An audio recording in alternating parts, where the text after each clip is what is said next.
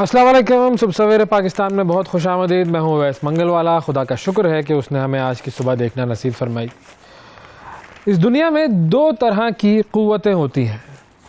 एक होती है ताकत की क़ुव्वत, और ये ताकत की क़ुव्वत सिर्फ़ उसी वक्त इस्तेमाल होती है कि जब इंसान किसी को कोई नुकसान पहुँचाना चाह रहा हो, या कोई कौम किसी दूसरी कौम को नुकसान पहुँचाना चाह रही हो, उस वक्त इस्तेमाल की जाती है ताकत की क़ुव्वत। यानी कोई परेशानी क्रिएट करना हो, दुनिया में कोई मसला क्रिएट करना हो, दुनिया में कोई बुरी चीज़ अगर आपने फैलानी है, या अपने बुरे अज़ाइम जो हैं उनको दुनिया के सामने लेकर आना है, और आप चाहते हैं उन बुरे अज़ाइम को या अपने मज़मूम मकासद को पूरा करें, तो फिर आप ताकत की क़ुव्वत इस्तेमाल करते हैं। इसके अलावा एक दूसरी क़ुव्वत होती है, वो क़ुव्वत होती है मोहब्बत की क़ुव्वत। और दुनिया में जब भी कभी भी कोई भी अच्छा काम करने की कोशिश की गई है, उसके लिए सिर्फ़ और सिर्फ मोहब्बत की क़ुव्वत काफ़ी होती है। मोहब्बत की क़ुव्वत से हर काम हो जाता है। वो जो शायर ने कहा था ना कि मोहब्बत फ़ातिह आलम, दुनिया को फ़तह भी करना हो तो मोहब्बत से फ़तह किया जा सकता है। हाँ, अगर दुनिया को नुकसान पहुँचाना मकसूद हो तो फिर उसके लिए सिर्फ़ और सिर्फ ताकत का ही इस्तेमाल होता है। और आज के सिनेरियो में हम देख सकते हैं कि ताकत का इस्तेमाल कहाँ हो रहा है, और मोहब्बत का इस्तेमाल तो खैर जैसे नापैद ही हो चुका है दुनिया में। आज के प्रोग्राम का आगाज़ इस छोटी सी बात से 60 सेकंड न्यूज़ की तरफ चलते हैं, फिर आपको लेकर चलेंगे ट्रेंडिंग स्टोरीज़ की तरफ। मौसम की सूरत हाल भी देखेंगे। बारिश बहुत ज़्यादा हुई है भाई कल रात इस्लामाबाद में तो, और इसके अलावा मुल्क के जो बालाई इलाके हैं उसमें शदीद बारिश भी हुई है, बर्फ़बारी भी हुई है, और बहुत सारे इलाकों में तो अभी भी बारिश जारी है। बर्फ़बारी की वजह से बहुत सारे इलाके बंद भी हो चुके हैं बालाई इलाकों में। तो बहुत सारी बातें आपसे करनी है, लेकिन पहले देखते हैं 60 सेकंड न्यूज़। पाकिस्तान से अफगानिस्तान जाने वालों की तादाद 2 लाख से ज़ायद हो गई। मुल्क के मज़ीद 6 अज़ला के माहौलियाती नमूनों में पोलियो वायरस की तस्दीक। कराची में एक शख्स में कांगो वायरस की तस्दीक। PTI ने फरागोगी से दूरी अख्तियार करते हुए गैर मुतल्लका करार दे दिया। श्रीलंका को हराकर कीवीज़ ने अपना सेमीफाइनल का रास्ता आसान और पाकिस्तान का मुश्किल कर दिया। अमेरिका और इसराइल का गज़ा पर हमलों में रोज़ाना 4 घंटे के वक्फे पर इत्तफाक। इसराइल की सहाफ़ियों को संगीन नताज की धमकी। 7 अक्टूबर की कवरेज करने वाले भी हमला आवर करार। इसराइल के तिब्बी मराकज़ पर हमले न रुके। अल नसर चिल्ड्रन अस्पताल और गज़ा ब्लड बैंक पर बम बरसा दिए। सरहदी तशद्दुद की वजह से मुल्क टूटने का खतरा है। म्यांमार के सदर का इंतबाह। जापान में आतिशफिशा फटने से समंदर में नया जजीरा बन गया। जी, ये थी 60 सेकंड न्यूज़। अब कुछ बात करेंगे जी ट्रेंडिंग स्टोरीज़ की। दुनिया में हो क्या रहा है, और सबसे पहले आप सब वो जो लोग क्रिकेट की तरफ अपनी रग़बत का इज़हार करते हैं, क्रिकेट से मोहब्बत करते हैं, पाकिस्तानी क्रिकेट टीम से मोहब्बत करते हैं, उनको ज़रा बता दिया जाए कि बस कर दो भाई, अब बस कर दो, बहुत हो गया। It's the end of the story. वो जो कहते हैं ना कि मुक गया मामला, बढ़ गया, ये सब कुछ हो चुका है। और हमने देख लिया कि कल किस तरीके से अब जो मैच था कल का, जिसके अंदर न्यूजीलैंड ने कन्विंसिंग विक्ट्री जिसको कहते हैं वो थी श्रीलंका की। ना बैटिंग चल पाई, ना बॉलिंग चल पाई, और ना ही बारिश आई जिसने हमें बचाना था। हमारी तो पूरी उम्मीदें बारिश के साथ हो जाती है। वो जो अगर मगर का खेल होता है, पहले वो टीमों पर मुनहसर होता है, और उसके बाद जब टीमें नहीं चल पाती तो फिर बारिश पर मुनहसर होता है। तो कल जो टीमें थी, जिस टीम से जैसी एक्सपेक्टेशन थी वैसा ही उस टीम ने खेला, और बारिश की जो एक्सपेक्टेशन थी वो पूरी ना हुई। और पाकिस्तानियों को अब बस टिकट कटा ही लेना चाहिए, क्योंकि वो जो मिशन है अब सेमीफाइनल तक पहुंचने का, वो बन गया है मिशन इम्पॉसिबल। और मिशन इम्पॉसिबल आपको पता है वो नामुमकिन मिशन है, और कुछ भी नहीं हो सकता उस मिशन का, चाहे कुछ भी कर लीजिए। और अभी भी बहुत सारे लोग जो इस वक्त स्टेटिस्टिकल मैथमेटिकल पोजीशन है, अगर वो मैथ्स की बात की जाए तो फिर तो लोग कहेंगे भाई मैथमेटिकली तो ये हो सकता है, लेकिन कुछ नंबर्स इतने बड़े होते हैं, कुछ नंबर्स इतने अनरियलिस्टिक होते हैं कि अगर आप उन पर भी इन्हिसार करके बैठे हुए हैं कि हाँ शायद हमारी टीम जो है वो देखिए क्या करेगी कमाल, ऐसा कुछ नहीं होना दोस्तों, ऐसा कुछ भी नहीं होना है। बहुत पहले से हम ये बात कर रहे थे कि ऐसा कुछ नहीं होना है। और कल जिस तरीके से न्यूजीलैंड ने अपने आप को एक मरतबा फिर वो इस टूर्नामेंट में वापस आए हैं, तो न्यूजीलैंड ही सेमीफाइनल खेलेगा और भारत बमुकाबला न्यूजीलैंड, ये एक सेमीफाइनल होगा और दूसरा सेमीफाइनल होगा ऑस्ट्रेलिया बमुकाबला साउथ अफ्रीका। और जो फारिग लोग मेरी तरह के, वो अब भी अगर आपके जहन में कोई ये ख्वाहिश है आपके दिल में, और अगर आप चाहते हैं कि नहीं जी शायद कुछ हो जाए, शायद हम सेमीफाइनल में पहुंच जाएं, तो मैं आपको बता दूं कि भाई मामला क्या है। अगर पाकिस्तान पहले बैटिंग करता है तो क्या होगा, और अगर पाकिस्तान पहले बॉलिंग करेगा तो क्या होगा। अच्छा जी, पाकिस्तान ने इंग्लैंड को तो हराना है, ये तो तय है, बहुत बड़े मार्जिन से हराना है, ये भी तय है। अगर पाकिस्तान पहले बैटिंग करता है, 300 रन बनाता है, तो पाकिस्तान को ये मैच 287 रन से जीतना होगा, यानी इंग्लैंड की टीम को 13 रन पे ऑल आउट कर देना होगा। अब अगर कोई सोच रहा है कि ये हो सकता है तो अपना इलाज कराए भाई। और इसी तरह अगर पाकिस्तान पहले बॉलिंग करता है और मिसाल के तौर पर इंग्लैंड को कोई 50 रन पे आउट कर देता है, तो उसको ये 50 रन भी 2.5 ओवर्स में बनाने होंगे भाई। तो ये भी अगर आपको लगता है कि हो सकता है, तो बहरहाल भाई कुछ नहीं हो सकता फिर आपका। हाँ, कुछ और भी लोग हैं, वो एक और सिनेरियो पेश कर रहे हैं। बेसिकली 287 रन से हमने जीतना है ना, तो लोग कह रहे हैं भाई ऐसा क्यों नहीं हो सकता कि पाकिस्तान पहले बैटिंग करे, कुछ 400 450 रन बना ले, और फिर जो बरतानिया की टीम है उसको 150 रन पे आउट कर दे। तो मैंने उनसे कहा कि हाँ भाई बिल्कुल, ये आपने जो कैलकुलेशन लाए हैं ना, आप इससे अच्छी भी कैलकुलेशनें ला सकते थे, अपने दिमाग को किसी और बेहतर काम में आप लगा सकते थे, लेकिन आपने इस काम में लगाया अपने दिमाग को। चलें जी, कोई मसला नहीं है, अल्लाह आपको खुश रखे। पाकिस्तान मेरे हिसाब से तो वापसी का टिकट उसने कटा लिया है, और सबके हिसाब से ही कटा लिया है, मिशन इम्पॉसिबल है ये, टिकट कट गया है। अब टिकट कट गया है, अब पाकिस्तान को सोचना चाहिए कि आगे क्या करना है, क्या क्या गलतियां की हमने, क्या क्या हमारी तरफ से मिस्टेक्स थी, और कैसे हम उनको सही कर सकते हैं। ये चीज़ पाकिस्तान का फोकस होनी चाहिए। अभी फोकस की एक और वीडियो आई है बड़ी ज़बरदस्त, पाकिस्तान के क्रिकेट बोर्ड की ऑफिशियल जो सोशल मीडिया है उस पर ये वीडियो पोस्ट की गई, और इस वीडियो में हम आपको बताते हैं कि क्या हो रहा है। और पाकिस्तानी खिलाड़ी जो हैं वो एक दूसरे से पहेलियाँ बूझ रहे हैं भाई, इंजॉय कर रहे हैं, जाहिर है इंजॉय तो करना ही है। हसन अली, इफ्तिखार अहमद, मोहम्मद हारिस, उसामा मीर, इन सब के दरमियान मुकाबला था बूझो तो जाने का। चलो जी, ये एंटरटेनमेंट तो चल रही है पाकिस्तानी खिलाड़ियों की, लेकिन पाकिस्तान के जो अवाम थे उनके लिए कोई एंटरटेनमेंट नहीं थी भाई इस वर्ल्ड कप के अंदर। उनको पाकिस्तानी टीम को ये सोचना होगा, ये पीसीबी वाले बहुत सारी चीज़ें कर रहे होते हैं इस तरह की। ठीक है भाई, पीसीबी वालों करो एंटरटेनमेंट, वीडियोज़, तफरियाँ, ये सारी चीज़ें कर लो, मगर खेल पर भी तो तवज्जो दो। खेलना भी तो होता है ना इन्हीं खिलाड़ियों ने, सिर्फ पहेलियाँ तो नहीं बूझनी होती है, उस पर कोई तवज्जो नहीं दे रहा। आगे बढ़ते हैं जी, क्रिकेट की खबरों को छोड़ते हैं, कुछ और भी खेल हैं दुनिया में। कोलंबिया के फुटबॉलर लुइस डियाज, उनकी बात करते हैं जी। कोलंबिया के फुटबॉलर लुइस डियाज के वालिद को चंद दिन पहले कोलंबिया के बागी ग्रुप ने अगवा कर लिया था। अब ये देखें कि वो बड़े ज़बरदस्त एक फ़ुटबॉलर हैं और उनके वालिद साहब को अगवा कर लिया गया। 5 नवंबर को लुइस डियाज ने लिवरपूल की जानिब से मैच में गोल किया। उसके बाद अपनी शर्ट के ऊपर, मतलब जिस पे लिखा हुआ था, शर्ट ऊपर की, जिस तरीके से वो जश्न मनाते हैं ना, तो उन्होंने शर्ट ऊपर की, और शर्ट के अंदर जो उनकी वाइट टी शर्ट थी उसके ऊपर क्या लिखा हुआ था, मेरे वालिद को आज़ाद करो, फ्री माई फादर। और ये मैसेज जो था वो सारी दुनिया को मिला कि यार कुछ मामला गड़बड़ है। उसके बाद एक सोशल मीडिया बयान में भी लुइस डियाज ने अपने वालिद की रिहाई की दरख्वास्त की, और अब लुइस डियाज के जो वालिद हैं उनको बागी ग्रुप की जानिब से 13 दिन बाद रिहा कर दिया गया है। 28 अक्टूबर को उनको अपने घर से अगवा किया गया था, और बेसिकली इनकी वालिदा को भी अगवा कर लिया गया था, लेकिन वालिदा को चंद घंटों के बाद रिहा कर दिया गया था, और वालिद साहब फिर घर वापस पहुंच गए हैं अब 13 दिन के बाद।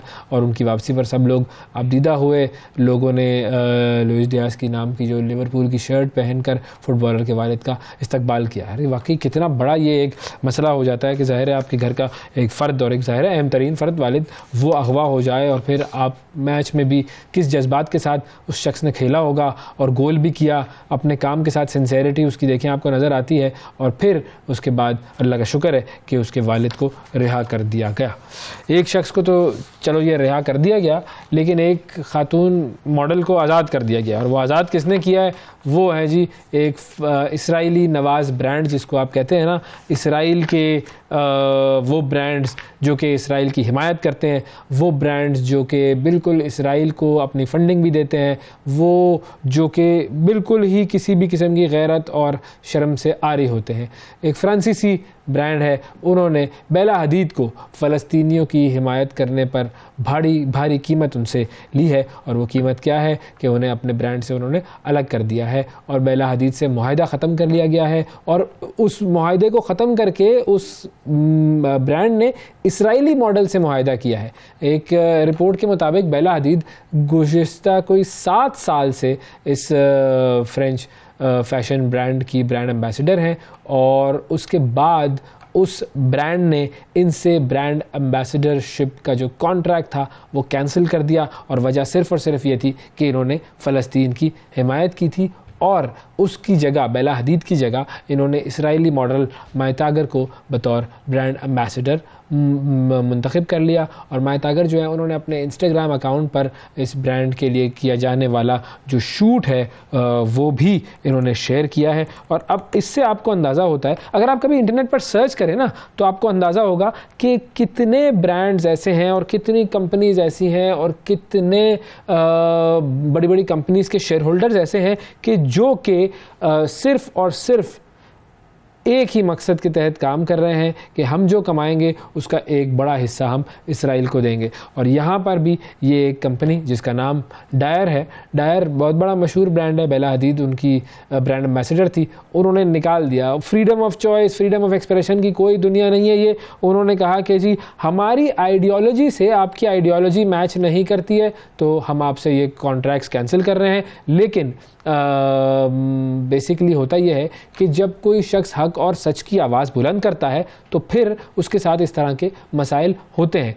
और वो लोग जो कि हक के रास्ते पर चल रहे होते हैं, सच के रास्ते पर चल रहे होते हैं, सही आवाज़ अपनी दुनिया के सामने बुलंद कर रहे होते हैं, लेकर आते हैं, वो इस बात से नहीं डरते। उन्हें पता होता है कि उनके साथ इस तरह की चीज़ें होंगी। बहुत सारे ममालिक, बहुत सारे लोग जो हैं वो फ़लस्तीन की हिमायत में इसराइली प्रोडक्ट्स का बॉयकॉट कर रहे हैं। ये भी एक स्ट्रैटेजी है जिसकी वजह से इसराइल की बहुत सारी कंपनियों को नुकसान पहुँच रहा है। और बेला हदीद ने ये कहा कि फ़लस्तीन की देर से हिमायत करने पर मैं शर्मिंदा हूँ। उसने तो यहाँ तक कह दिया कि I am sorry, I did it too late, और मुझे इनसे बहुत पहले फ़लस्तीन की हिमायत करनी चाहिए थी। और मैं चाहती हूँ कि सारी दुनिया को ये पता लगे कि खामोश रहने की अब किसी किस्म की कोई गुंजाइश नहीं है। और उन्होंने ये भी कहा कि फ़लस्तीन के हक़ में बोलने पर मेरी जान को भी ख़तरा है, लेकिन मैं इस ख़तरे को भी मोल लेने को तैयार हूँ और मैं नहीं डरती हूँ। ये है उनका जज्बा। और एक तरफ इसराइल ने क्या किया है, अब जो लेटेस्ट खबरें आई हैं, 10,000 साढ़े 10,000 के करीब लोगों को वहाँ पर लुकमा अजल बना दिया गया है। 10,500 के करीब लोग शहीद हो चुके हैं और उसके अंदर तकरीबन 5,000 के करीब बच्चे हैं जिनको वहाँ पर मारा गया है इसराइली फ़ौजियों की तरफ से। इसराइल की बर्बरियत का वो नज़र हो गए। अब रोज़ाना 4 घंटे के वक्फे पर इत्तफ़ाक़ किया गया है कि जो भी बमबारी की जा रही है इसराइल की तरफ से फ़लस्तीन पर, उसमें रोज़ 4 घंटे का वक्फ़ा होगा। बड़ा एहसान कर रहे हैं ये इसराइल और अमेरिका वाले। इन दोनों ने मुलाकात की, मीटिंग की, और उन्होंने कहा कि जी गज़ा के लोगों को हम 2 इंसानी राहदारियाँ फ़राहम करेंगे जहाँ से वो सेफ़ एस्केप ले सकें। और इससे पहले वीडियोज़ भी लोगों ने देखी है कि जिसमें उन रास्तों पर भी बमबारी की गई जहाँ से ये लोग जा रहे थे। इसराइल ने कहा कि आप साउथ की तरफ चले जाएँ, वो लोग साउथ की तरफ जाने लगे और वहाँ पर भी बमबारी की गई। तो ये बेसिकली एक जेनोसाइड है जो कि हम विटनेस कर रहे हैं। और इसराइल ने अब यकीन दहानी ये करवाई है कि रोज़ाना 4 घंटे तक मैं आप लोगों को बख्श दूंगा। दिन के 24 घंटों में से 20 घंटे मैं आपको मारता रहूँगा, बमबारी करूँगा। 4 घंटे का ये वक्फा होगा और आज से इस पर अमल दरामद होगा। और वाइट हाउस के मुताबिक ये वक्फे जो हैं वो रोज़ाना की बुनियाद पर हम चाहते हैं। वाइट हाउस ये कह रहा है कि जी वेरी गुड, बहुत अच्छा काम किया इसराइल, और हम चाहते हैं कि रोज़ाना 4 घंटे का वक्फा प्लीज़ आप दे दें इनको, इतना मत मारें, 20 घंटे आप रोज़ाना मारते रहें और 4-4 घंटे इनको आप छोड़ दें। तो अब देखते हैं कि ये कितने अरसे तक ये मामला चलता रहता है। और अमेरिका की जानिब से ये बयान आया कि ये वक्फे दुरुस्त सिमत की जानिब एक कदम है और गज़ा में मज़ीद इमदादी ट्रक ले जाने की भी ज़रूरत है। और अमेरिका ये कहता है कि जी रोज़ाना तकरीबन 150 इमदादी ट्रक ऐसे हैं जो कि फ़लस्तीन में, गज़ा में ख़ास तौर पर पहुँचने चाहिए। तो हम चाहते हैं कि कोई ऐसी अरेंजमेंट हो कि 150 इमदादी ट्रक वहाँ पर पहुँचे। तो अब ये देख लीजिए इन लोगों की जो बेहिसी है वो इस हद तक और इस लेवल तक पहुँच गई है कि ये मारने के दरमियान 4 घंटे का वक्फा देंगे और उसके बाद ये अपने आप को प्रेजेंट करेंगे कि हम ह्यूमन राइट्स के चैंपियन हैं, हम देखें हमने कितना बड़ा काम किया कि 10,500-11 हज़ार लोगों को मारने के बाद हमने आपको ये मौका भी दिया है कि आप 4 घंटे आराम से बैठें, 4 घंटे आप सुकून से जो है वो बैठे, हम आपको 4 घंटे बम नहीं मारेंगे। तो ये तो थी जी कुछ ख़बरें और बहुत सारी ख़बरें हैं। साजिद शेख साहब हमारे साथ मौजूद हैं जी इस्लामाबाद से और हमारे नुमाइंदे, इनसे कुछ ज़रा मौसम की सूरत हाल पर भी बात करते हैं जी। अस्सलाम वालेकुम साजिद। वालेकुम अस्सलाम जी, बहुत शुक्रिया जी। ज़रा मौसम की सूरत हाल तो बता दें हमें। जी बिल्कुल, आपको थोड़ा सा ये बता चलूँ कि रावलपिंडी इस्लामाबाद में गुज़श्ता शब से वक्तन फ़वक्तन बारिश का सिलसिला जारी है। एक तो ना सिर्फ नॉर्मल बारिश है बल्कि हम ये देख रहे हैं कि तूफ़ानी बारिश रात को हुई और ना सिर्फ बारिश हुई बल्कि यालाबारी और बर्फ़बारी भी हुई। और रावलपिंडी कैंट के एरियाज़ में बर्फ़बारी जो है वो रिपोर्ट की गई और ये भी देखने में आया कि मुख्तलिफ जो मुतअद्दिद शाहराह थी उनमें दोनों साइड रोड के जो थे वो पानी से भर गए और कुछ थोड़ी सी लोगों को मुश्किलात भी हुई, लेकिन बेशतर शहरी जो थे उन्होंने इस चीज़ को बड़ा एंजॉय किया। सबसे ज़्यादा बारिश जो है वो रावलपिंडी में चकलाला के मुकाम पे 82 मिलीमीटर रिकॉर्ड की गई और उसके अलावा अगर बात की जाए शमशाबाद की तो वहाँ भी 71 मिलीमीटर बारिश जो है वो रिकॉर्ड की गई। और इस तरह अगर मरी की बात की जाए, अगर कागान नारान की बात की जाए, कश्मीर की बात की जाए, मानसेरा की बात की जाए तो सब तरफ बर्फ़बारी शुरू हो चुकी है। और जो केपी गवर्नमेंट है, कागान नारान चूँकि अब एक लॉन्ग वीकेंड था तो कागान नारान के दाखिले पर पाबंदी लगाई गई है क्योंकि ऑलरेडी सयाह जो है एक बड़ी तादाद में वहाँ पहुँच चुके हैं। और बताया जा रहा है कि चूँकि मज़ीद जो है वहाँ पे जिस तरह गुज़श्ता साल हमने देखा था कि सब लोग स्टक हो गए थे, तो ऐसी सूरत हाल से बचने के लिए ऐसे इकदाम किए गए हैं। दूसरी जानिब अगर बात की जाए तेज़ बारिश के बाद रावलपिंडी में अच्छा साजिद ये भी हमें बताइएगा कि ये इस्लामाबाद में क्या पाबंदी लगाई गई है कि जो स्मोक वाली गाड़ियां हैं वो ना आएँ और धुएं वाली गाड़ियों को जो है वो रोका जाएगा इस्लामाबाद में दाखिले से, ये इसके बारे में भी अगर कुछ आगाह कर सकें हम। जी बिल्कुल ऐसा ही है। इस्लामाबाद में ये जो धुएं वाली गाड़ियां हैं उनके ऊपर पाबंदी लगाई गई है और पाबंदी के साथ साथ ये भी कहा गया है कि अगर फिर भी उसका कोई वायलेशन करता है तो उस सूरत में उसके ख़िलाफ़ सख्त कार्रवाई की जाएगी। और ऐसा ही जुड़वा शहर रावलपिंडी में भी ऐसा ही है। और हम ये भी देख रहे हैं कि ट्रैफिक पुलिस की जानिब से जो धुआं छोड़ने वाली गाड़ियाँ हैं उनके ख़िलाफ़ सख्त तरीन कानूनी कार्रवाइयाँ की जा रही हैं। गाड़ियाँ जो हैं वो मुख्तलिफ़ थानों में बंद की जा रही हैं। चूँकि धुआं छोड़ने वाली गाड़ियाँ जो हैं वो स्मोक का बायस बनती हैं, इसीलिए पंजाब गवर्नमेंट की जानिब से जो इंस्ट्रक्शंस जारी की गई थी उसके बाद हम ये देख रहे हैं कि खासे एक्टिव हैं। सेक्रेटरी RTA जो हैं उनकी जानिब से बड़ी गाड़ियाँ जो हैं उनको खुद बज़ाते खुद फील्ड में जा के रोका जा रहा है, गाड़ियाँ चेक की जा रही हैं, मुख्तलिफ स्पॉट्स पर स्नैप चेकिंग की जा रही है, रोक रोक के गाड़ियों को चेक किया जा रहा है और हदायत जारी की गई हैं कि इस किस्म की गाड़ियों के ख़िलाफ़ कार्रवाई की जाए क्योंकि लाहौर में जिस तरीके से मुतादिद मुकामात पर लॉकडाउन भी किया गया है और स्मोक की वजह से जिस तरह से लोगों को नुकसानात हो रहे हैं तो उससे बचने के लिए हिफाजती इक़दाम जो हैं वो उठाए जा रहे हैं। जी बिल्कुल ठीक है, इस्लामाबाद में ये सूरत हाल नहीं होनी चाहिए और ये इकदाम जो है बिल्कुल काबिल सताइश है जी। बहुत शुक्रिया अदा करेंगे, साथ साहब हमारे साथ मौजूद थे। अच्छा हमारे नुमाइंदे फ़हीम अमीन साहब भी मौजूद हैं, लाहौर से हमें ज्वाइन कर रहे हैं। वो लाहौर में जो स्मॉग की सूरत हाल है उसके बारे में ज़रा उनसे बात करते हैं। अस्सलाम वालेकुम फ़हीम। वालेकुम सलाम अवैस, कैसे हैं आप? ठीक हैं? बिल्कुल ठीक जी, आप बताइए लाहौर का मौसम कैसा है? कोई स्मॉग में जो लॉकडाउन किया जा रहा है थोड़ी उसकी तफसील बताएं। कुछ कमी आई? यहाँ तो कुछ बारिशें हुई हैं तो वहाँ की क्या सूरत हाल है?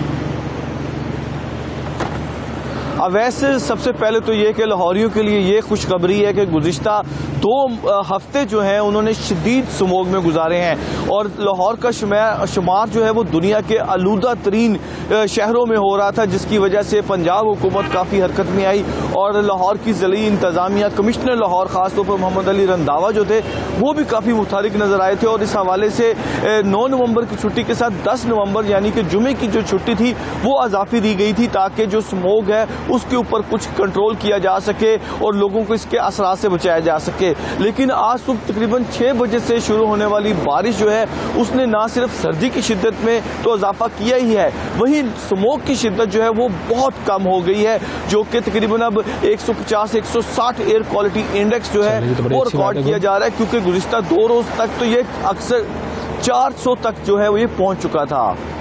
तो अब ये है कि सूरत हाल के अब आज तो जो छुट्टी है और कारोबारी मराकज़ जो है वो हफ्ते और इतवार को हुकूमत पंजाब की जानिब से ये ऐलान किया गया था कि ज़बरदस्ती बंद करवाए जाएंगे, लेकिन आज जो ये बारिश और तेज़ हवा चल रही है उसका असर इस कदर ज़्यादा है कि स्मोक की शिद्दत जो है वो लाहौर शहर में, जो कि एक अगर हम देखते थे तो हमें धुंधला धुंधला सा हर तरफ दिखाई देता था, तो अब जो सूरत हाल ये है कि अब वहाँ पर जगह क्लियर हो गई है, नज़ारे क्लियर हो गए हैं और स्मोक की शिद्दत इंतहाई कम हो गई है। जी अब लाहौर जो है वो ठीक से नज़र आना शुरू हो गया है। जी वेरी गुड, ज़बरदस्त, बहुत शुक्रिया अदा करेंगे जी फ़हीम अमीन साहब हमारे साथ, हमारे नुमाइंदे लाहौर से, और हमें स्मोक की सूरत हाल से आगाह कर रहे थे। अच्छा, लाहौर में एक और वाक़या पेश आया, उसकी तरफ भी मैं आपकी तवज्जो दिलाना चाहूँगा। लाहौर का इलाका है इकबाल टाउन, वहाँ पर एक मस्जिद है और उस मस्जिद में एक लड़ाई की वीडियो है जो कि सामने आई है। और लड़ाई क्या, बेसिकली वो एक हमला हुआ है, और हमला किसने किया है? भतीजों ने अपने चचा पर हमला किया है। और वो हमला हुआ क्यों है? जायदाद का मामला।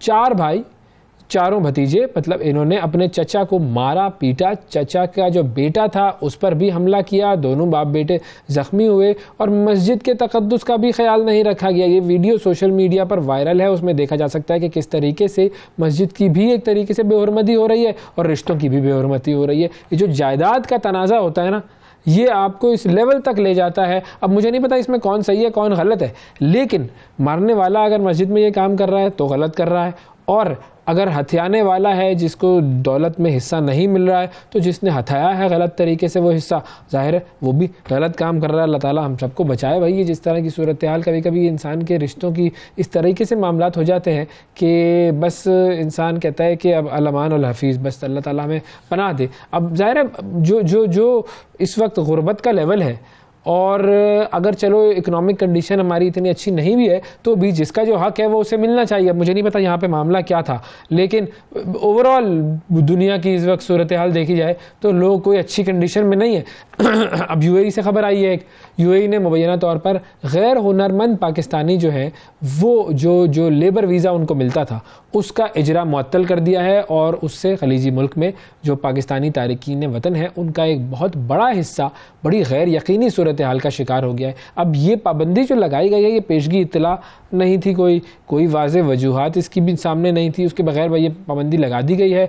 और पाकिस्तानी तारिकीन वतन जो कि मुत्तहिदा अरब अमारात की आबादी का 10% से ज़्यादा हिस्सा है, मुल्क की सबसे बड़ी और अहम तरीन कम्यूनिटीज़ में शामिल है।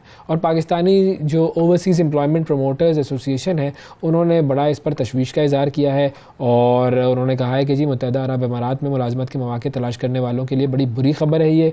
और उनके तर्जुमान ने यह भी कहा कि यूएई के इमिग्रेशन डिपार्टमेंट ने बगैर किसी वजाहत के पाबंदी पर अमल दरामद किया है, और पॉलिसी में इस अचानक तब्दीली के नतीजे में पाकिस्तान से मुलाजमत की मुतअद्दिद दरख्वास्तें ज़ाहिर वो मुस्तरद हो गई हैं, और उससे मुमकिन तौर पर बहुत सारे ऐसे मेहनत कश हैं जो कि जिनकी रोजी रोटी मुतासिर होगी। ज़ाहिर है वो जा रहे थे बाहर, पाकिस्तान की सूरत हाल हम सब जानते हैं, बहुत सारे लोग बाहर जा रहे थे, तो अब वहाँ पर जो ये वीज़े अब नहीं दिए जाएंगे उनको, तो इससे ओवरऑल एक इम्पैक्ट उन पर भी आएगा, इकनॉमी पर भी आएगा। तो ये तो मामला हो गया यूएई का। अब ज़रा भारत की तरफ चलते हैं, और भारत में कुछ अरसे से जारी है जी मुस्लिम दुश्मनी। मुख्तलिफ़ औकात में हम देखते रहे हैं, मुख्तलिफ़ एक्टिविटीज़ बीजेपी की हुकूमत में ऐसी हुई हैं कि जिसको देख कर हम सब इस बात का शुक्र अदा करते हैं कि पाकिस्तान कायद आज़म मोहम्मद अली जिन्ना की क़यादत में हासिल किया गया, और आज हम एक आज़ाद वतन में सांस लेते हैं। अब बीजेपी की मुस्लिम दुश्मनी की जो अब ताज़ा तरीन मिसाल सामने आई है वो है अलीगढ़। जहां पर अलीगढ़ यूनिवर्सिटी भी सर सैयद अहमद खान ने बनाई थी। अलीगढ़ शहर का नाम तब्दील करने की करारदाद मंजूर हुई है और बेसिकली ये उस पूरे सिलसिले की एक कड़ी है कि जिसमें मुसलमानों की शनाख्त मिटाई जाएगी और अब अलीगढ़ का नाम तब्दील करके उसका नाम रखा जाएगा हरिनगर और ये करारदाद मंजूर की गई है जो कि बीजेपी की हिमायत वाले म्यूनसिपल बोर्ड ने मंजूर की है और भारतीय मीडिया के मुताबिक हतमी मंजूरी के लिए ये करारदाद रियासती हुकूमत को भेज दी गई है और भारतीय मीडिया के मुताबिक रियासती हुकूमत पहले भी मुसलमानों के नामों से मंसूब कई शहरों को तब्दील कर चुकी है। इस हवाले से हम पहले भी आपको बता चुके हैं और अब ये लेटेस्ट जो है अलीगढ़ को हरिपुर या हरिगढ़ या जो भी उसका नाम होगा, लेकिन अली का नाम जो है वो अलीगढ़ का नाम जो है वो तब्दील कर दिया जाएगा। क्या क्या मिटाएंगे, मामला ये है कि क्या क्या मिटाया जाएगा, ये है असल चीज़। और कितना तब्दील किया जाएगा हिंदुस्तान को, वो जो एक सेकुलर रियासत के तौर पर अपने आप को दुनिया के सामने प्रमोट करता है, उसकी मुस्लिम हेट्रेड, माइनॉरिटी हेट्रेड वो सारी दुनिया के सामने आया है और आया होती रहेगी। एक छोटा सा वक्फा लेते हैं, वक्फे के बाद जब हम दोबारा वापस आएंगे तो कुछ खास पर्सनैलिटी से आपकी मुलाकात भी कराएंगे और भी बहुत कुछ है हमारे प्रोग्राम में, हमारे साथ रहिएगा। सुबह सवेरे पाकिस्तान, सुबह सवेरे पाकिस्तान, सुबह सवेरे पाकिस्तान।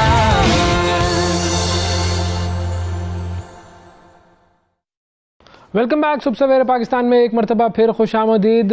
खेल की कुछ बात करते हैं लेकिन क्रिकेट की बात नहीं। क्रिकेट की बात के लिए आपको थोड़ा सा इंतज़ार करना पड़ेगा, बहुत सारी बातें उसके हवाले से भी करनी है, लेकिन क्रिकेट के अलावा हमारे मुल्क में और भी बहुत सारे लोग हैं और भी बहुत सारे खेल खेलते हैं और भी बहुत सारे एडवेंचर्स करते हैं लोग, एडवेंचर स्पोर्ट्स की तरफ राग़िब हैं। बहुत सारे ऐसे लोग हैं जिनके कारनामों को हमने जाना नहीं है अब तक। बहुत सारे ऐसे लोग हैं जो कि बहुत कुछ करना चाहते हैं लेकिन हमें उनके बारे में पता ही नहीं है क्योंकि ना मीडिया उन्हें कवर करता है, ना स्पॉन्सर्स उनके साथ होते हैं। वो लोग अपनी मेहनत पर मुख्तलिफ चीज़ें करते रहते हैं लेकिन हम उन्हें खोज निकालते हैं, ढूंढते हैं और आपके सामने लेकर आते हैं। आज हमारे साथ मौजूद हैं जी दो हमारे मौजूद मेहमान और ये दो मेहमान वो हैं कि जो कि एक बड़ा ख़ास काम करने जा रहे हैं। वो ख़ास काम क्या है ज़ाहिर है वो यही बताएंगे आपको। एक हैं जी अली मुस्तफ़ा साहब और दूसरे हैं जी अली रज़ा साहब और ये दोनों हमें बताएंगे कि ये क्या करने जा रहे हैं और इन दोनों का जो प्रोजेक्ट है वो आप सुनेंगे तो आप दंग रह जाएंगे। आपकी मुलाकात कराते हैं, उनसे सुनते हैं कि वो क्या करने जा रहे हैं। अस्सलाम वालेकुम जी। जी वालेकुम अस्सलाम। बहुत शुक्रिया जी, आप दोनों ने प्रोग्राम के लिए वक्त निकाला। मुस्तफ़ा थोड़ा सा हमें बताएं ये जो आप लोग ट्रिप करने जा रहे हैं ये ट्रिप है क्या, और क्योंकि around the world in 80 days का हमने सिलसिला सुना था, ये आप लोग अराउंड द वर्ल्ड जो ट्रिप है आपका वो क्या है? सर ये कहानी जो है वो आप कह लें कि जुनूनियत की इंतहा है कि जब हमने इसका आगाज़ किया तो आइडिया नहीं था कि ये इतने बड़े पैमाने के ऊपर जो है अल्हम्दुलिल्लाह ये चला जाएगा। तो चूँकि हमारी इसके अंदर हमने 3 कॉजेज़ को जो है ना वो इंट्रोड्यूस किया। अच्छा। कि first being a polio person, polio awareness की कॉज इसमें शामिल की। हमारी एक टीम मेंबर है Fatima Rathore, she is also special person, उनकी वजह से हमने जो है वो वुमेन एम्पावरमेंट की कॉज को शामिल किया। देन जो सैयद अली रज़ा नकवी साहब है ये पाकिस्तान के सॉफ्ट इमेज को, तो हमने तीनों कॉजेज़ को डिवाइड करके जो इसकी प्रिपरेशन की तो इसको हमने पहले एशिया तक रखा। देन फिर हमने जो है वो नज़र दौड़ाई कि दुनिया में ऐसा क्या चीज़ है कि जिसको हम मतलब कि पाकिस्तान का झंडा वहाँ पे गाड़ सकें। तो हमें जी एक वर्ल्ड रिकॉर्ड नज़र आया 83,000 माइल्स का। अच्छा। जो कि अमेरिकन वॉर वेटरन थे उनकी जानिब से ये कायम किया गया था 1982 के अंदर। और उसने 4 अटैम्प्ट्स के अंदर तकरीबन को 10 से 12 साल में 83,000 माइल्स का ट्रैवल किया। अच्छा, 10 से 12 साल की लेग्स नहीं थी, आर्टिफिशियल लेग्स थी उसकी। तो हमने फिर उसको टारगेट किया, उसके टारगेट को देखते हुए अपना टारगेट सेट किया। उसको तो हमारे जी 100,000 माइल्स मतलब कि 1,65,000 किलोमीटर। अच्छा। तो जब इसकी हमने वो सारी मेजरमेंट्स की कि ये कहाँ तक जा सकता है तो ये अबव 600 डेज के ऊपर जाएगा। ओहो, अच्छा। ये मतलब 80 डेज का वो नहीं है अराउंड द वर्ल्ड। हाँ हाँ। इसमें अबाउट कुछ 600 डेज जो है वो ट्रैवलिंग है। और क्योंकि बीइंग ए नॉर्मल पर्सन मैं तो 600 किलोमीटर्स भी एक दिन में कर सकता हूँ। बिल्कुल ठीक है। तो हमने उसकी फिर डिवीजन की जी कि 350 किलोमीटर पर डे जो है वो हम ट्रैवल करेंगे।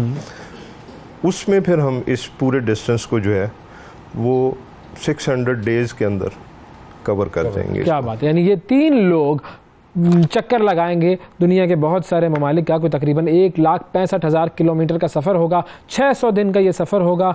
और हमारे जो अली भाई, जो मुस्तफ़ा भाई जो हैं, वो पोलियो में मुब्तला हैं, लेकिन उसके बावजूद मोटरसाइकिल पर ये सफ़र करेंगे और सारी दुनिया को दिखाएंगे कि जज्बा और हिम्मत क्या होती है। अच्छा अली भाई, ये बताइए, जो 600 दिन है उसमें आप मतलब कहाँ से शुरू करेंगे, कहाँ तक ये ट्रिप पर जाएंगे, पूरी इसकी थोड़ी डिटेल बता दें। अच्छा, इसमें जी हमारे जो अभी तक जो रूट प्लान में हमारे पास हैं वो 74 कंट्रीज़ हैं। 74 कंट्रीज़। लेकिन ये जाते हुए हमें जो है वो 6, 7, 8 कंट्रीज़ हम और ऐड ऑन कर लेंगे। इसमें ये 80 कंट्रीज़ तक हम पहुंच जाएंगे, लेकिन जो रूट प्लान में है वो 74 है। ठीक है। स्टार्टअप हमारा जी इस्लामाबाद से है।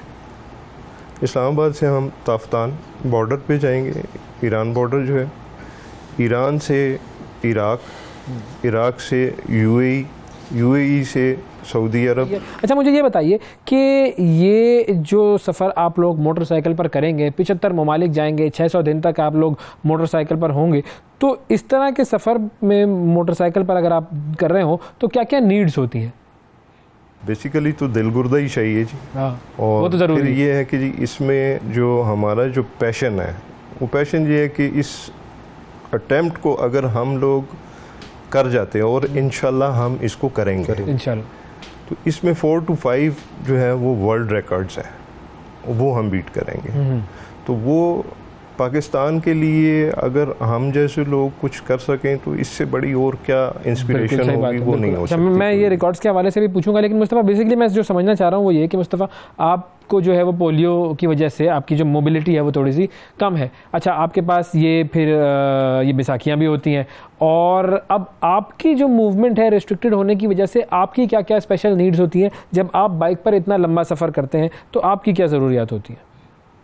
देखिए, इसमें सबसे पहले तो हम अपनी जो व्हीकल है उसको मेंटेन रखना बहुत ज़रूरी है। ठीक है। और उससे भी बड़ी बात कि बीइंग अ पोलियो पर्सन, क्योंकि पोलियो की डिसेबिलिटी में हमारा जो इम्यून सिस्टम होता है वो बहुत वीक हो जाता है। अच्छा। जिसकी वजह से हमें जो है वो स्टिल एक जगह पे हार्डली हम 30 मिनट्स टू 40 मिनट्स बैठ सकते हैं, लेकिन उसके बाद फिर हमें थोड़ी सी बॉडी रिलैक्सेशन चाहिए होती है, हम ज़्यादा देर नहीं बैठ सकते। तो उस चीज़ को ख़ास तौर पर मद्देनज़र रखते हुए फिर हमारा ये टारगेट होता है कि हम, अच्छा भी मेरी कैपेसिटी ये है कि मैंने अपना रखा हुआ कि 1 घंटा मैंने स्टिल बाइक के ऊपर बैठना है। 1 घंटे के बाद जो भी स्टॉप आता है, नदी आता है, नाला आता है, जो भी आता है, वहाँ पर बाइक खड़ी करनी है और साइड पे उतर जाना।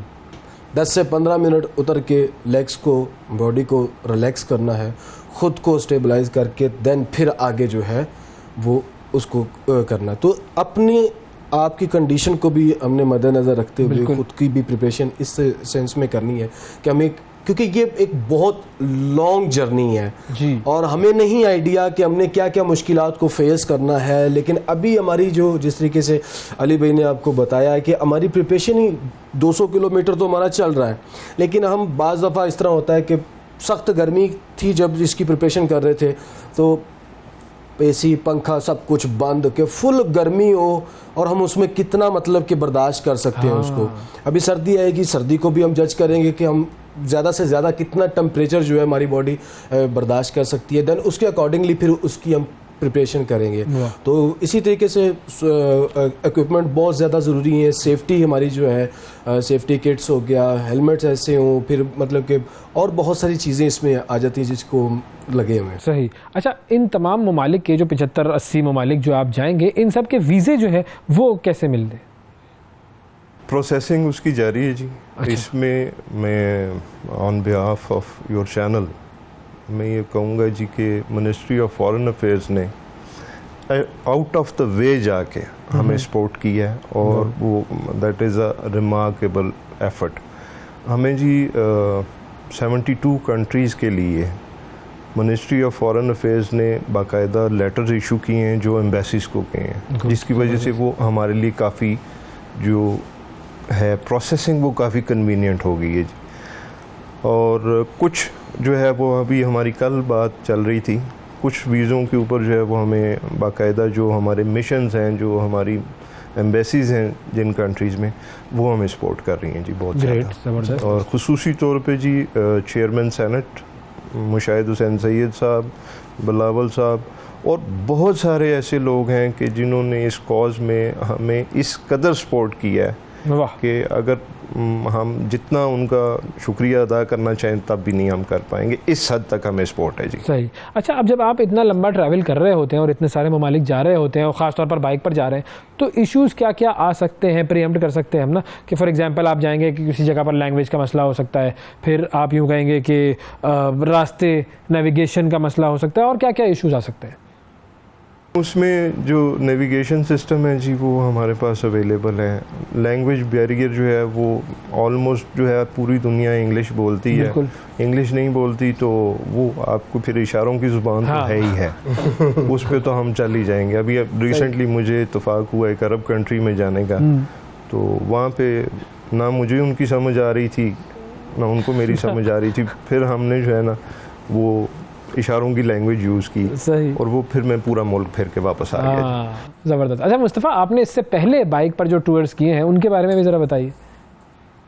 अच्छा, मैंने जी अपना जब ये लास्ट हमने किया चाइना का, ये जो नेशनल रिकॉर्ड बनाया है, पाकिस्तान की तारीख का पहला नेशनल रिकॉर्ड अल्हम्दुलिल्लाह हमारे नाम है माशाल्लाह, कि सिंध से लेकर खुंजराब तक उसमें जितनी सिटीज़, जितने प्रोविंस और वैलीज़ वगैरह थी उनको हमने कवर किया। ये अप्रोक्सीमेटली तकरीबन कोई 7,000 किलोमीटर का ट्रैवल था, जो कि हमने कोई 15 दिन के अंदर जो है ना उसको कंप्लीट किया। वाह। और मज़े की बात ये जी कि मुस्तफ़ा को मैंने बहुत रोका, मैंने कहा जी कि आप ना जाएं, वेदर सिचुएशन नहीं है, हाँ, आप उसमें ना जाएं।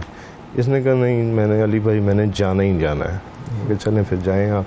और सख्त वेदर कंडीशन में जी ये खुंजराब तक गया फ्रीजिंग टेम्परेचर के साथ, और ये करके आया जी। अच्छा, इसमें भी मैं आपको छोटा सा इजाफा करता जाऊँ, वो भी एक सुनेरिया, क्योंकि जब वो अल्लाह ताला की ज़ात चाहती है ना किसी को मिलवाना, तो फिर रास्ते खुद ब खुद निकलते जाते हैं, कड़ियाँ मिलती जाती हैं। अब मेरा चूँकि मेरा एक वो जुनून सवार था कि भाई मैंने इस रिकॉर्ड को कायम करना है। अभी तक मेरे मुल्क के अंदर किसी स्पेशल पर्सन की जानिब से ये ऐसा नहीं किया गया। बिल्कुल। अच्छा, मैंने अब उसके ऊपर रिसर्च स्टार्ट की और अब डिफरेंटली कंपनीज़ के पास जाना और उनसे रब्ता करना कि मुझे इसमें जो है आप दूसरों को भी स्पॉन्सर करते हैं, तो मेरा ये एक कॉज है, तो उसके लिए मुझे आपकी ज़रूरत है। तो उनमें बहुत सारों ने जो है ना वो ये कह के मतलब कि बोला कि यार पागल तो नहीं हो गए। हाँ, ये आपको पता है, आपके पहली तो ये बात है कि ये बाइक की जा नहीं सकती। दूसरा ये वेदर जो है वो ख़राब हो गया है, नारायण का गान, बाबूसा टॉप सारा बंद हो चुके हैं। ठीक है, हम इस तरह करते हैं, हम आपको पेट्रोल की टैंकी फिल करवा देते हैं और आप लाहौर के चक्कर वगैरह काट लो। हाँ। ये एक मेंटालिटी बन चुकी है, एक सोच ऐसी हमारी माशरे के अंदर बन चुकी है। तो मैं बड़ा डिसहार्ड हुआ था। आप बिलीव करें 30 लोगों में से 2 लोग थे कि जिन्होंने मेरा इसको देखते हुए उन्होंने कहा कि भाई हम आपकी सपोर्ट करते हैं, अच्छा आप ये कर सकते हैं। पहले उन्होंने मना किया, जैसे ये अली भाई कह रहे हैं, इन्होंने बहुत मना किया। ये डिस्कवर पाकिस्तान का मैं ख़ास तौर पे इनका तो शुक्रगुजार हूँ ही, लेकिन डिस्कवर पाकिस्तान का डॉक्टर कैसर रफ़ीक का भी बहुत ज़्यादा शुक्रगुजार हूँ कि उनको साथ जब मेरी मुलाकात हुई और मैंने उनको बताया, फिर उन्होंने बड़ा मुझे ना वो करने की कोशिश की कि यार ये ना जाए, ना करो। हाँ। तो लेकिन जब मैंने ज़्यादा इसरार किया, मैंने कहा सर मैंने करना है, फिर उन्होंने कहा कि ओके। मतलब आप जो ठान लेते हैं वो फिर कर लेते हैं माशाल्लाह। लेकिन उसको हम थोड़ा लाइटर मोड में कहेंगे, आप ढीठ ज़्यादा हैं, ज़िद्दी ज़्यादा हैं? सर दोनों को मिक्स कर दो, दोनों टारगेटेड कहें तो ज़्यादा बेहतर है। हाँ, टारगेट है, विजन है, बिल्कुल टारगेट ओरिएंटेड है, पैशन ज़्यादा है। पैशन हाँ। सर होता ये है कि देखिए, बीइंग अ स्पेशल पर्सन, हम जितनी मुश्किलात अपनी सोसाइटी से बर्दाश्त करते हैं, लोगों की तरफ से वो बातें सुनने को मिलती हैं जिनसे सम टाइम अकेले बैठ के खुद रोते हैं हम कि यार ये ऐसा क्यों बोल जाते हैं, क्या हम इंसान नहीं हैं? ये क्यों ऐसा लोग करते हैं कि मतलब कि अगर कोई क्या है यार, एबल बॉडी क्या है, डिसेबिलिटी आपकी किधर है? डिसेबिलिटी आपकी यहाँ पे आपकी दिमागी तौर पर डिसेबिलिटी है। जब अल्लाह पाक ने आपको हाथ दिए, सलामत दिए, मेरी एक लेग का इशू है ना, मुझे हाथ तो मजबूत दिए, बॉडी तो मजबूत दी है, क्या नहीं कर सकता हमने। तो बजाय उसके कि हमारी हौसला शिकनी की जाए, हमने हमारे साथ खड़े होना चाहिए लोगों को। हाँ, बिल्कुल बिल्कुल बिल्कुल।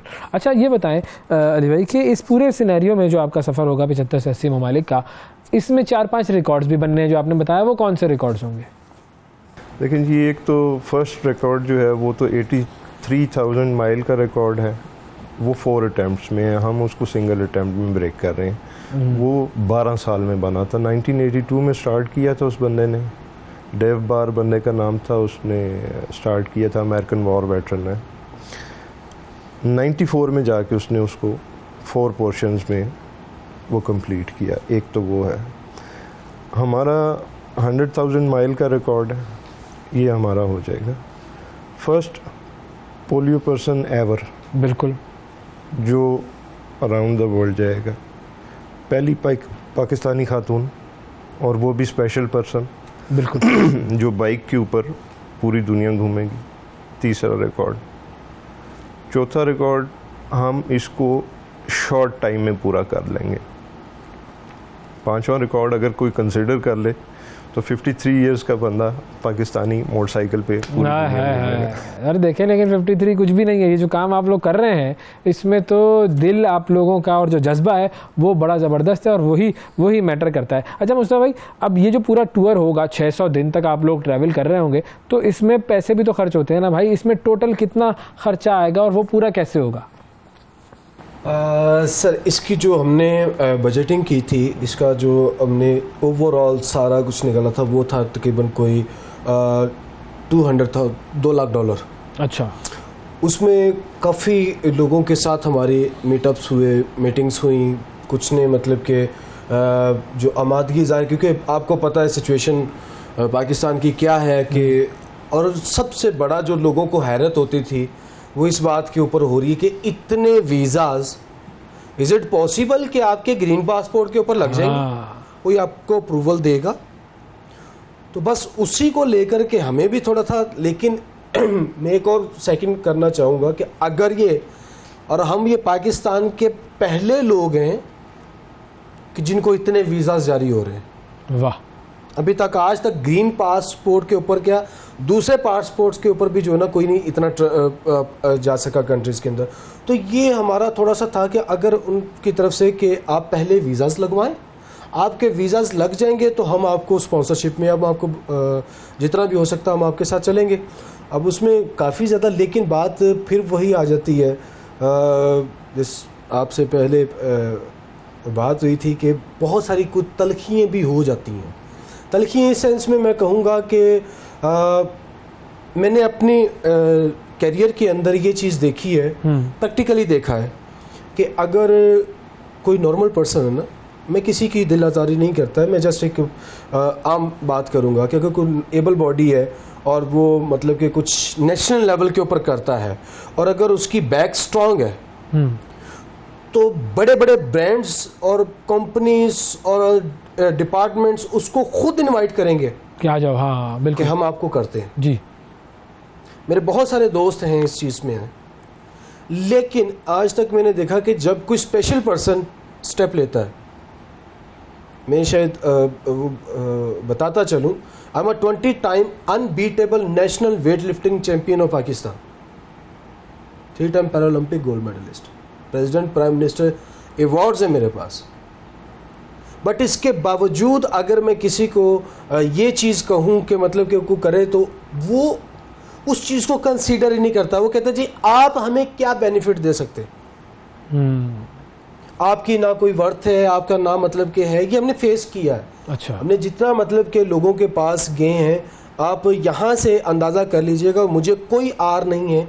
और मैं चाहूँगा कि बल्कि आज आपके सामने बैठे ये बात कर रहा हूँ, और बल्कि आप नहीं, आपसे मोटिवेशन मिलती है। आप जिस तरीके से एक ब्रेवली बात करते हैं, तो हमें भी वो हिम्मत मिलती है कि यार हम क्यों नहीं कर सकते, क्या हो जाएगा, क्या हम इस मुल्क के रहने वाले नहीं हैं? बिल्कुल है। अभी मैं रिसेंटली, मुझे किसी ने भेजा और मैं अपने इसी कलर में गया हूँ, इस्लामाबाद अच्छा। की मैं बात कर रहा हूँ, ये चैम्बर ऑफ कॉमर्स की, इस्लामाबाद चैम्बर ऑफ कॉमर्स की। तो मैं प्रेसिडेंट से मिलने के लिए गया, मुझे किसी ने कहा कि आप उनसे मिल लें। अब मैं जब अंदर एंटर हुआ हूँ, मुझे बिठाया गया, और देन तकरीबन आफ्टर 10 to 15 मिनट्स उन्होंने एक शख्स आता है, उसको ये नहीं है कि यार ये इसके कलर क्या पहना हुआ है, इसके ऊपर स्टार्स क्या लगे हैं और ये कौन है। तो उसने कहा जी कि आप आ जाए मेरे साथ। मैं उठ के 3rd फ्लोर के बाई लिफ्ट लगी थी उसके पास आ गए। तो मैंने कहा जी एक्सक्यूज़ मी, हम किधर जा रहे हैं। उसने कहा जी कि हम नीचे ग्राउंड फ्लोर पे जा रहे हैं। मैं कि प्रेसिडेंट साहब तो ऊपर बैठते हैं। उन्होंने कहा कि प्रेसिडेंट साहब ने कहा है कि इनको नीचे जाके कुछ पैसे दे दो और ये चले जाएं, इनको भेज दो। अब आप थिंकिंग चेक कीजिए कि वो मुझे कंसीडर कर रहे हैं कि ये कोई बैगर आया कि क्यों, क्योंकि मेरा डिसेबिलिटी का मामला है। तो इतने बड़े लेवल के ऊपर होकर इतनी छोटी सोच रखने वाले जब मिलेंगे तो हम क्या एक्सपेक्ट कर सकते हैं। हमने तो बारहा अपील की कि यार आए, इस कॉज के ऊपर हमारे साथ खड़े हों। ये हमारी अपनी ज़ात के लिए नहीं है। बिल्कुल। आज मेरा मुल्क जिस दोराहे से गुजर रहा है, हमें अपने उसके सॉफ्ट इमेज को दुनिया के सामने रखना। अली भाई, मुस्तफ़ा भाई, आपने जो बातें की है ना वो वाकई मतलब मुझे तो हिलाने के लिए काफ़ी है। और मुझे यकीन है कि जिन लोगों ने ये आपकी बातें सुनी होंगी कि हम अपने हीरोज़ को जब इस लेवल पर ले आएँ कि हम उन्हें मांगने वाला समझना शुरू कर दें तो फिर क्या बाकी बचता है, क्या बचता है? कुछ भी नहीं बचता है। और मुझे उम्मीद है कि आप अपने इस सफ़र में कामयाब होंगे, आपका ये टूर जो है वो कामयाब होगा, स्पॉन्सर्स भी मिलेंगे, सब कुछ होगा। हम आपके साथ हैं जी। बहुत शुक्रिया अदा करते हैं, आपने वक्त निकाला हमारे प्रोग्राम के लिए। अल्लाह आपको कामयाब करे। नाज़रीन, वक्फ़ा लेते हैं, वक्फ़े के बाद दोबारा हाजिर होंगे। सुबह सवेरे पाकिस्तान, सुबह सवेरे पाकिस्तान, सुबह सवेरे पाकिस्तान।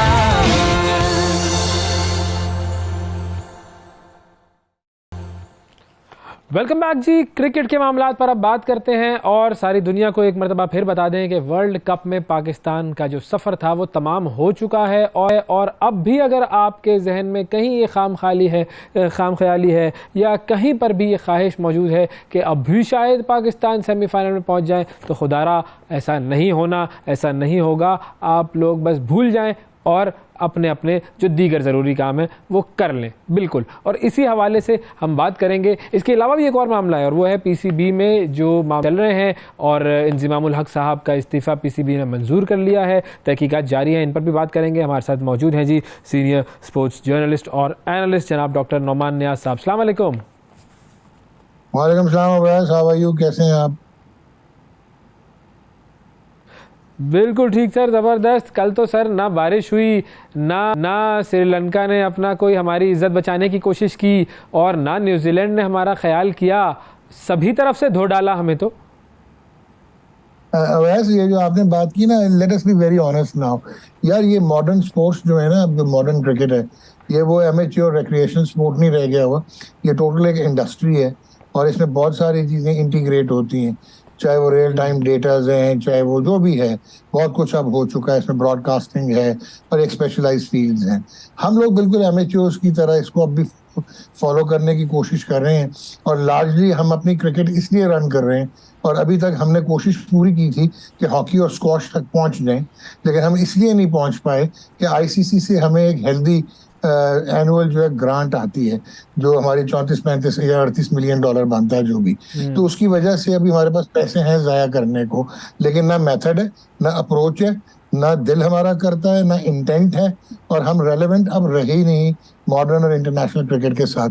तो ये सोचना, जब हम साउथ अफ्रीका से हार गए थे, उसके बाद लोगों पे डिपेंड होना, वेदर पे डिपेंड हो जाना, तो I think that is not the champion stuff. आप इंडिया को देख लें, जिस कंपटीशन में वो अनपैरेलल्ड उनकी परफॉर्मेंसेस रही हैं। ऑस्ट्रेलिया को देखें, पहले 2 मैच हारे, they come up brilliantly. South Africa पहली इनिंग्स में उन्होंने एक नया फ्लेवर इंट्रोड्यूस किया, 400 रन कर रहे हैं। पहले टॉप 10 जो इस वर्ल्ड कप के हाईएस्ट हैं, उनमें से 6 या 7 उनके हैं। और आप इनको देख लें, न्यूजीलैंड को, कि 4 मैच हारने के बाद भी दे केम, टॉस जीता, इंजरीज प्रॉब्लम थी, काइल जेमिसन आया, उसे नहीं खिलाया, मैट हेनरी निकल गया, केन विलियमसन को साथ रखा, प्लान करके अपनी लिमिटेशंस को समझते हुए, अपने रिसोर्सेज को एसरटेन करते हुए, तो 4 बेस्ट टीमें इस वर्ल्ड कप के सेमीफाइनल के लिए क्वालिफाई की हैं। Pakistan never deserve to be part of the semifinals. ना उनकी अप्रोच थी, ना स्किल सेट था, ना राइट सिलेक्शन थी, ना राइट कॉम्बिनेशंस थे, ना फॉर्म थी, ना इंटेंट थी, ना प्लान था, ना एग्जीक्यूशन थी। और अब आप इम्प्रॉबेबिलिटीज में ना जाएं। वी वर जस्ट क्योंकि देयर हम because we 400 had to be there. और हाँ हाँ बिल्कुल आपने सही कहा। और हम तो सिर्फ ऐसे गए कि हम पार्टिसिपेट कर रहे थे, और बातों से और ख्यालों से अगर जीतना होता तो आप और मैं भी आज कहीं और होते। बिल्कुल सही बात है सर, मैं तो फिर प्राइम मिनिस्टर होता, या और भी पता नहीं, और बहुत सारे हैं मेरे जहन में टारगेट। लेकिन अब देखें, हम अपनी टीम को अगर हम एवेल्युएट करें, असेस करें, बहुत सारे लोग, बहुत सारे बड़े बड़े cricket pandits, cricket gurus tournament शुरू होने से पहले कर रहे थे पाकिस्तान सेमीफाइनल में पहुंचेगा। इसका मतलब है कि उनका जो एक एनालिसिस है पाकिस्तानी क्रिकेट टीम का, वो ये कहते हैं कि potential is there, the form और the methodology that might not be there, और the will as you say. यार वैसे आपने बहुत खूबसूरत बात की है। हमारे पास नेचुरल स्किल और फ्लेबॉयंस है। आज से 20-25 साल 30 साल पहले तक जब सारी दुनिया के तमाम क्रिकेट टीम्स जो हैं वो नेचुरल टैलेंट और फ्लेयर पे खेलती थी, तो हम भी एक्सेल करते थे। इंडिविजुअल ब्रिलियंस आज भी है। लेकिन अब मैंने अभी आपको बताया कि पिछले 8-10 साल में ये सिर्फ साइंटिफिक वेज और मेथड जब से इसमें इंटीग्रेट किया गया मॉडर्न स्पोर्ट में, तो आप पीछे रह गए हो, आप रेलेवेंट नहीं रहे हो। आप ये समझो कि आप बाकी टीमें मोटरवे पे निकल गई हैं, फरारी हैं, और आप फिएट रह गए हो। तो इसके लिए प्लेयर्स का कसूर नहीं है, इसके लिए आपको सिस्टम्स बनाने पड़ेंगे, री इन्वेंट करने पड़ेगा, व्हील सारा इंफ्रास्ट्रक्चर होगा। ये ज़का अशरफ और बिजनेसमैन और ये जो अनरिलेटेड लोग हैं, अब वो ये स्पोर्ट्स मैनेजमेंट एक्सपर्ट्स के पास अब गेम जानी चाहिए to run it like a corporate model of business venture, और जिसमें ऑपरेशंस हो, एग्जीक्यूशन हो, और फिर आपके प्रॉपर डिपार्टमेंट्स हो, स्टेट ऑफ द आर्ट आपके पास फैसिलिटीज हो। फिर आप टीयर सिस्टम पे अपना प्लेयर पाथवे आइडेंटिफाई करके आगे लेके चलेंगे। अब ये लॉन्ग टर्म होगा, ये बातों से अब होने वाला नहीं है। पहले हो जाता था, पहले आप वो कहते हैं ना पेवंद लगा लिया करते थे, पेवंदकारी कर लिया करते थे। अब मुश्किल हो गया, अब बहुत ज्यादा प्रोग्रेस कर गई है स्पोर्ट।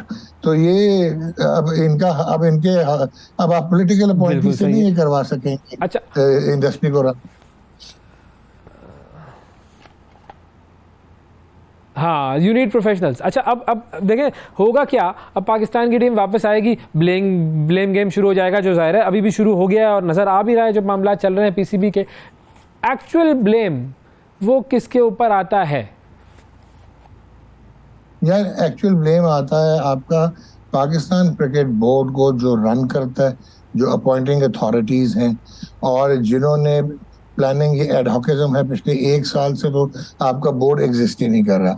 अभी आप श्रीलंका की मैं आपको मिसाल देता हूँ जल्दी से, कि they were the world cup winners in 1996, 2003 का सेमीफाइनल खेला, 2007 का फाइनल खेला, 2011 का फाइनल खेला, 2015 का क्वार्टर फाइनल। उनकी ये हालत है कि इकोनॉमिक मेल्टडाउन हुआ मुल्क में, उनकी करप्शन के प्रॉब्लम्स थे। अभी मिनिस्टर ने वर्ल्ड कप हो रहा था कि बोर्ड को सैक कर दिया। तो वही वाली बात आई कि आप लोगों ने अपना फोकस आपका निकल गया है। इसी तरह अब यहाँ पे भी आपको प्रॉपर इंफ्रास्ट्रक्चर लाके और स्पोर्ट्स को एक डायरेक्शन देनी पड़ेगी। और क्रिकेट आपका वाहिद इस वक्त प्रोडक्ट है जिसमें जान है, जो कि डेवलप हो सकता है। तो ये सारा कसूर जो है वो मैनेजमेंट से शुरू होता है, चाहे वो प्लेयर पावर हो, चाहे वो अपना पावर अब्यूज हो बाय द मैनेजमेंट। आप 70 अपॉइंटमेंट्स कर रहे हैं, आप आए हुए हैं डे टू डे वर्किंग के लिए।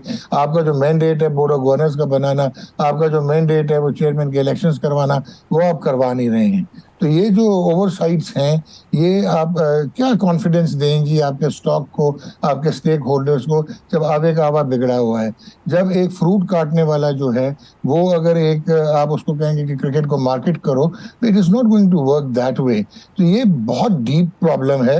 इट इज़ नॉट कि बाबर को सैक कर दिया, शादाब को T20 का प्लेयर लेबल कर दिया, मिकी आर्थर को घर भेज दिया। दीज थिंग्स, ये गिमिक्स हैं, they are not going to help you and your cricket anyways.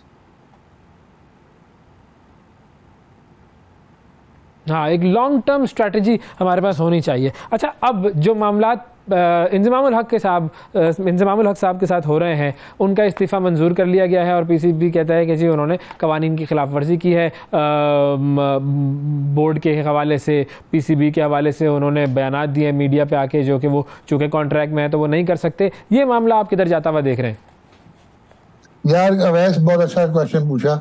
मुझे पहले ये बताएं कि जितने भी आपके अभी जो पाकिस्तान टीम की मैनेजमेंट है ना, ये 90-95% जो है वो आपके फ्रेंचाइजीज के ऑफिस बेयरर में, और वहाँ पे कॉन्फ्लिक्ट ऑफ इंटरेस्ट नज़र नहीं आता, क्योंकि इंजमाम ने थोड़ा पुश किया, पीछे वो तला रहमानी था, वो जो साया कॉर्पोरेशन वाला, उन्होंने आपकी ईगोस को ट्विस्ट किया, ईगोस को हर्ट किया सेंट्रल कॉन्ट्रैक्ट के जुमरे में। और ये जो हमने पहले भी बात की थी, जो सरोगेट कंपनीज वाले इश्यूज हुए, तो अब आपने विलन बना लिया। वो यहाँ पे डिवीजन हुई है कि एक पावर ग्रुप जो है वो बाबर को सपोर्ट कर रहा है, एक पावर ग्रुप नहीं कर रहा। और आपके चेयरमैन ने आके, वो जो हमें सारा पता है कि ड्यूरिंग द टूर्नामेंट क्या प्रेस रिलीज आई, किस किस्म की बातें हुई, कैसे मैसेजेस रिलीज हुए। अब इंजमाम ने रिजाइन कर दिया था अक्टूबर के एंड में, तो आपने उसका रेजिग्नेशन एक्सेप्ट नहीं किया था और आपने एक इंक्वायरी कमेटी बना दी थी जो कि न्यूट्रल कैसे हो सकती है, जो कि बोर्ड के मेंबरान पे थी। फिर पता ये लगा कि जो आपकी डायरेक्टर मीडिया हैं आलिया रशीद, उन्होंने कहा जी मेरा कॉन्फ्लिक्ट ऑफ इंटरेस्ट बनता है क्योंकि मैं डायरेक्टर भी हूँ मीडिया की, तो मैं इस कमेटी पे नहीं आऊंगी। फिर आपने उन्होंने नॉमिनेट कर दिया इनके जनरल मैनेजर मीडिया रजा किचलू। पता ये लगा कि इंपॉर्टेंट इतनी है इंक्वायरी कि रजा इंडिया चले गए, वर्ल्ड कप की टीम पाकिस्तान टीम को ज्वाइन कर रहे हैं। तो eight the end of the day मैं ये समझता हूँ ये टोटल ईगो हर्ट हुई है जब इंजमाम मीडिया पे आए और उन्होंने वो प्राइवेट चैनल पे, निजी चैनल्स पे एक्सपोज करना शुरू किया ज़का अशरफ को, वीकनेसेस को, पाकिस्तान क्रिकेट बोर्ड के टर्मोइल को। तो उसकी वजह से इन्होंने ये इनका रेजिग्नेशन एक्सेप्ट कर लिया। It is a complete Fars.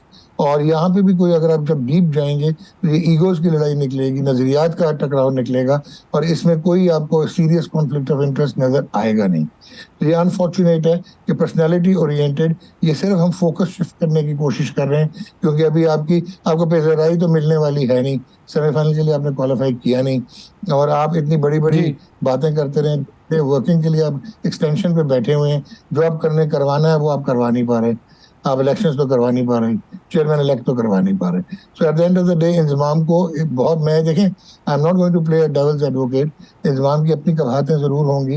One of the finest ambassadors of Pakistan cricket, fantastic cricketer, you don't treat persons like this.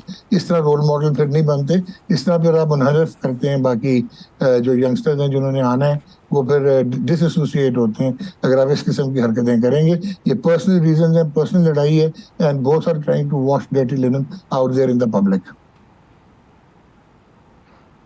ये तो वो पर्सनालिटीज़ के साथ तो हमने ऐसा ही किया है, किस किस बड़ी पर्सनालिटी को हमने बुरा ट्रीट नहीं किया, इसकी तो सर एक लंबी लिस्ट है, और ज़ाहिर है आप मुझसे 1000 गुना बेहतर जानते हैं अगर उस लिस्ट के नाम लेना चाहें। हमने तो खिलाड़ियों के फेयरवेल भी पता नहीं किस किस तरह के दिए हैं। तो बहरहाल ये तो वाकई हमने, हमारा ये इट्स अ पिटी। फाइनली मैं ये पूछना चाहूँगा कि जो सरोगेट कंपनीज़ का आपने जिक्र किया, जो ज़ाहिर है बेटिंग कंपनीज़ हैं और सारी दुनिया जानती है कि भाई ये किस तरीके से अपने आप को एक फॉल्स एडवर्टाइजिंग कैंपेन्स के जरिए लेकर आ रहे होते हैं। पीसीबी में इस वक्त इसका मतलब है कि ऐसे हल्के मौजूद हैं जो कि उन कंपनीज़ की यूँ कहिए कि इन्वॉल्वमेंट चाहते हैं हमारे मुल्क में और उनको ओपन करना चाह रहे हैं, और कुछ हल्के ऐसे हैं जो नहीं चाह रहे। तो वो कौन है जो कि उन कंपनीज़ को फ़ायदा देना चाह रहे हैं?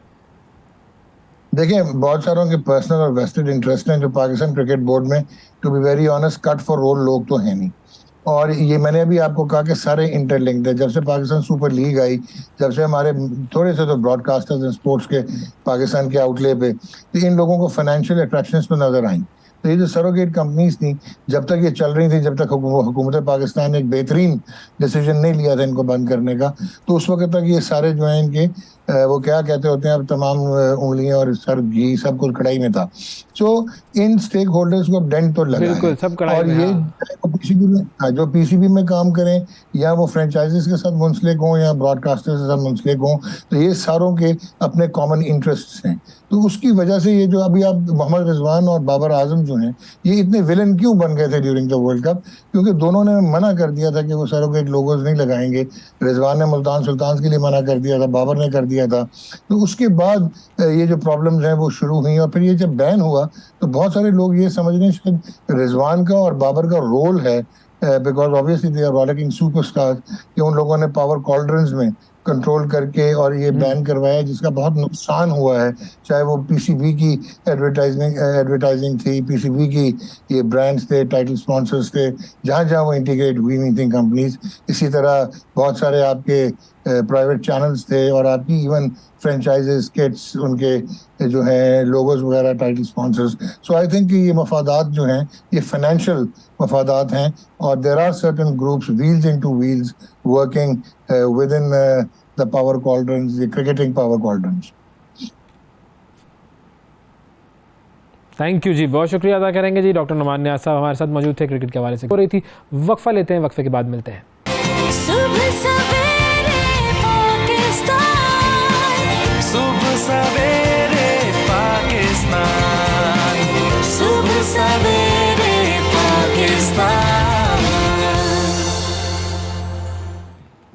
वेलकम बैक जी। सुबह सवेरे पाकिस्तान में एक मरतबा फिर खुशामदीद। बरतानिया के बादशाह चार्ल्स सोएम की 75वीं सालगिरह आने वाली है और इस हवाले से बहुत सारी जो तकरीबात हैं उनका भी इनेकाद हो रहा है दुनिया भर में। और उसके अलावा बरतानिया जो है वो पाकिस्तान में क्या क्या एक्टिविटीज़ कर रहा है, किस तरीके से पाकिस्तान के मुख्तलिफ कॉजेज़ में पाकिस्तान की मदद कर रहा है, इस हवाले से हम गुफ्तगू करेंगे। हमारे साथ मौजूद हैं जेन मैरियट जो कि ब्रिटिश हाई कमिश्नर हैं पाकिस्तान में, उनसे हम बात करेंगे इन दोनों चीज़ों पर। Hello Jane, good morning.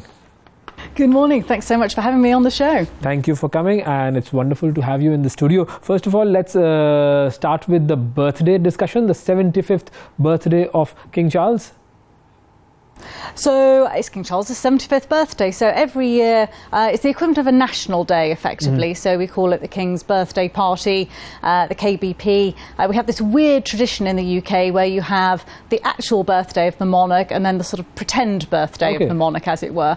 And this stemmed from when we had a king whose birthday was in the cold winter months, and he thought no one would turn out to celebrate his birthday. So we had this sort of false birthday party in June, which then continued throughout the life of Her Majesty the Queen, so you could celebrate it either in April with her actual birthday or June, this celebration. And now with King Charles, whose 75th birthday is coming up this month, we've chosen to celebrate his birthday as our national day around the time of his birthday. But to King Charles, it's not about him. It's actually about all the things that he has stood for over the years. So he made the first speech on climate change before we knew about climate change in 1968, and the environment and sustainability has been a key part of his approach to life. It'll be a key part of his reign. And so, you know, sometimes you might say, you know, why are you having this National Day celebration when the world is in such a mess, which is a legitimate question. But the answer is that it's about awareness raising, and it's about awareness raising the things he cares about. So although we'll be celebrating his birthday, it'll really be about raising awareness of things that the King cares about, in particular climate, the environment, sustainability, which I think are things we all care about nowadays. So basically it's not about just the festivities and fun, it's about causes and awareness also. So what are the activities that are being planned for this birthday? So here in Pakistan we're planning 3 events, so 3 King's birthday parties, one in Islamabad, one in Lahore and one in Karachi. And the theme throughout all of them will be environment and sustainability. So our visitors in Islamabad will be able to see an e-tuk-tuk, e-scooter thing, and we'll also, all the food will be locally sourced. Everything that we use will be sustainable. So it's a reminder that, you know, yes, you're here to network and interact with each other, but it's about what are we all doing together to protect the planet, to protect each other and build resilience in our societies as climate change becomes ever more a reality. Okay, so let's move on to what we are doing together, the British High Commission and its activities in Pakistan. So we can start off with floods. What is the UK doing? What work has UK done in Pakistan when it comes to the floods? I think, you know, one of the things that I'm not sure we even understood 10 years ago about climate change, when we talked about, you know, the world will get, you know, 1, 2, 3 degrees hotter. I think some people thought, well, you know, it's okay if it's a little bit warmer. What I don't think we properly realised, and what wasn't properly explained, because I don't think it was properly understood, is that these weather events result in disasters, result in catastrophes. So something like the floods in Pakistan should have been a once in a lifetime, you know, once in a generational, maybe every 100 years kind of event. But, you know, we had them in 2010, we had them in 2022, we've had a version of them this year, and they're not going away. And so the UK's got sort of 2 parts of its response when something like this happens, as we did in 2022, and my heart goes out to all of the people affected by them. In the last 20 years, 88 million people have been negatively affected by climate events here in Pakistan. So we've divided our response into that immediate humanitarian response, which was the bulk of the $48 million that we put into that. So that's kind of water, sanitation, shelter, hygiene and things like that. And then the other $12.5 million that we put in is focused on health and education. So about 3.5 million school children had their education disrupted by the floods in 2022. And as things stand, about 1 million of those children won't make it back into the educational system. So we've helped about 85,000 of those kids back into education, and we'll continue working with the government at the federal and the provincial level to try and get more kids back into school. So now, Jane, we are living in the technology era. So how is technology being incorporated in the climate change program of UK? It's fascinating, isn't it? Because you hear all the time, killer robots, AI is coming to steal our job, the apocalypse is upon us. And maybe that's true. I don't think it is. But there are all sorts of ways in which we can use AI in a positive way. And one of the ways that we're doing in climate change, for example, is around an early warning fire detection system. So, it is literally sort of biblical, floods, fires, plagues, all of this sort of thing. So and my previous posting was in Kenya, and in 1 year we had plague of locusts, flooding, drought, and then COVID, the pandemic, at which point we thought we were literally working our way through all of the apocalypses. But here we're using AI to detect fires, sort of when they're very small, when they might not otherwise be spotted. So we can alert authorities, alert communities. It's a pilot project at the moment, but we really hope to be able to put it out nationally in concert again with the provincial and national government. Interesting. So people should know that yes, Elon Musk is saying that AI will destroy us, and all other technology pundits are saying that technology is dangerous, but there's a lot of positive stuff that is also attached to technology, and we can take technology's benefits. Okay, now moving on to COP28. What is the UK's agenda for COP28? Well, just first of all, I don't know how many people know what COP28 is. And in fact, I had to Google what COP stood for. So it's Conference of Parties. Yes. So the C doesn't even stand for climate. Very confusing. But basically, this is the 28th conference in a largely annual series where the world comes together to work out what it needs to do on climate. These are not always easy events. The UK hosted a couple of years ago, and we got lots of really good announcements. Egypt hosted last year, which is when Pakistan made that really important progress on setting up a loss and damage fund, led by your team here and Sherry Rachman and co. And then this year it will be in the UAE. And the UK's got sort of three main objectives. One is about still trying to aim for that target of no more than a 1.5% increase. We are in danger of missing that, but 1.5% global warming is already going to be more than the planet can cope with. So we have to do everything we can to try and keep that target in sight. We'll also be focusing on building resilience, both current and future resilience, and also doing a bigger push on climate financing, which is something, how is all of this going to be paid for? That's got to involve private sector funding as well as governmental funding, and the UK is looking to launch next year a climate financing programme in conjunction with the government. Everything's got to be done with the parties, otherwise it won't work, with the government, to try and attract some of that private sector funding into climate resilience. Okay, so now when we talk about Pakistan and climate change, we see that Pakistan is on the receiving end. We are not contributing to global warming, we are not contributing to the carbon emissions, but we have devastating effects that have been on our economy and on our lands, floods and everything. We are facing a lot of negative stuff. So in your opinion, what measures should Pakistan be taking? Well, first of all, you're exactly right. Pakistan has not contributed to this problem at all. But it's the 8th most climate vulnerable country. But it's also the 32nd least prepared country in the world for climate change. And that is something that Pakistan can do something about, is doing something about, with the support of partners like us. So the Loss and Damage Fund that I mentioned that was launched last year with Pakistan's urging was really important. Pakistan is currently co-chairing the G77 and China group, so it can really put some of the issues of the developing world on the agenda. So, the big emitters at the moment are those sort of higher developing countries, but they're polluting in a way that has to stop, has to reduce. as we all try and get towards net zero by 2050. So Pakistan's got lots of sort of moral pressure and lots of authority that it can do. It's a member of 30 by 30, which is ensuring that 30% of land and sea is protected by 2030, so particularly ensuring that biodiversity, and would really like to see Pakistan sign up to the Blue Fund as well, which is protecting the oceans. So at the moment, Pakistan, about 1% of exports come from fishing in the oceans. But actually, how do you make that sustainable? How do you protect the oceans in a way that also ensures sustainability, livelihoods, and is done with local communities? Because at the end of the day, this is all about local communities. I was in Gilgit-Baltistan a couple of weeks ago, and I have to say the mountains up there are just so beautiful. They were mind-blowing.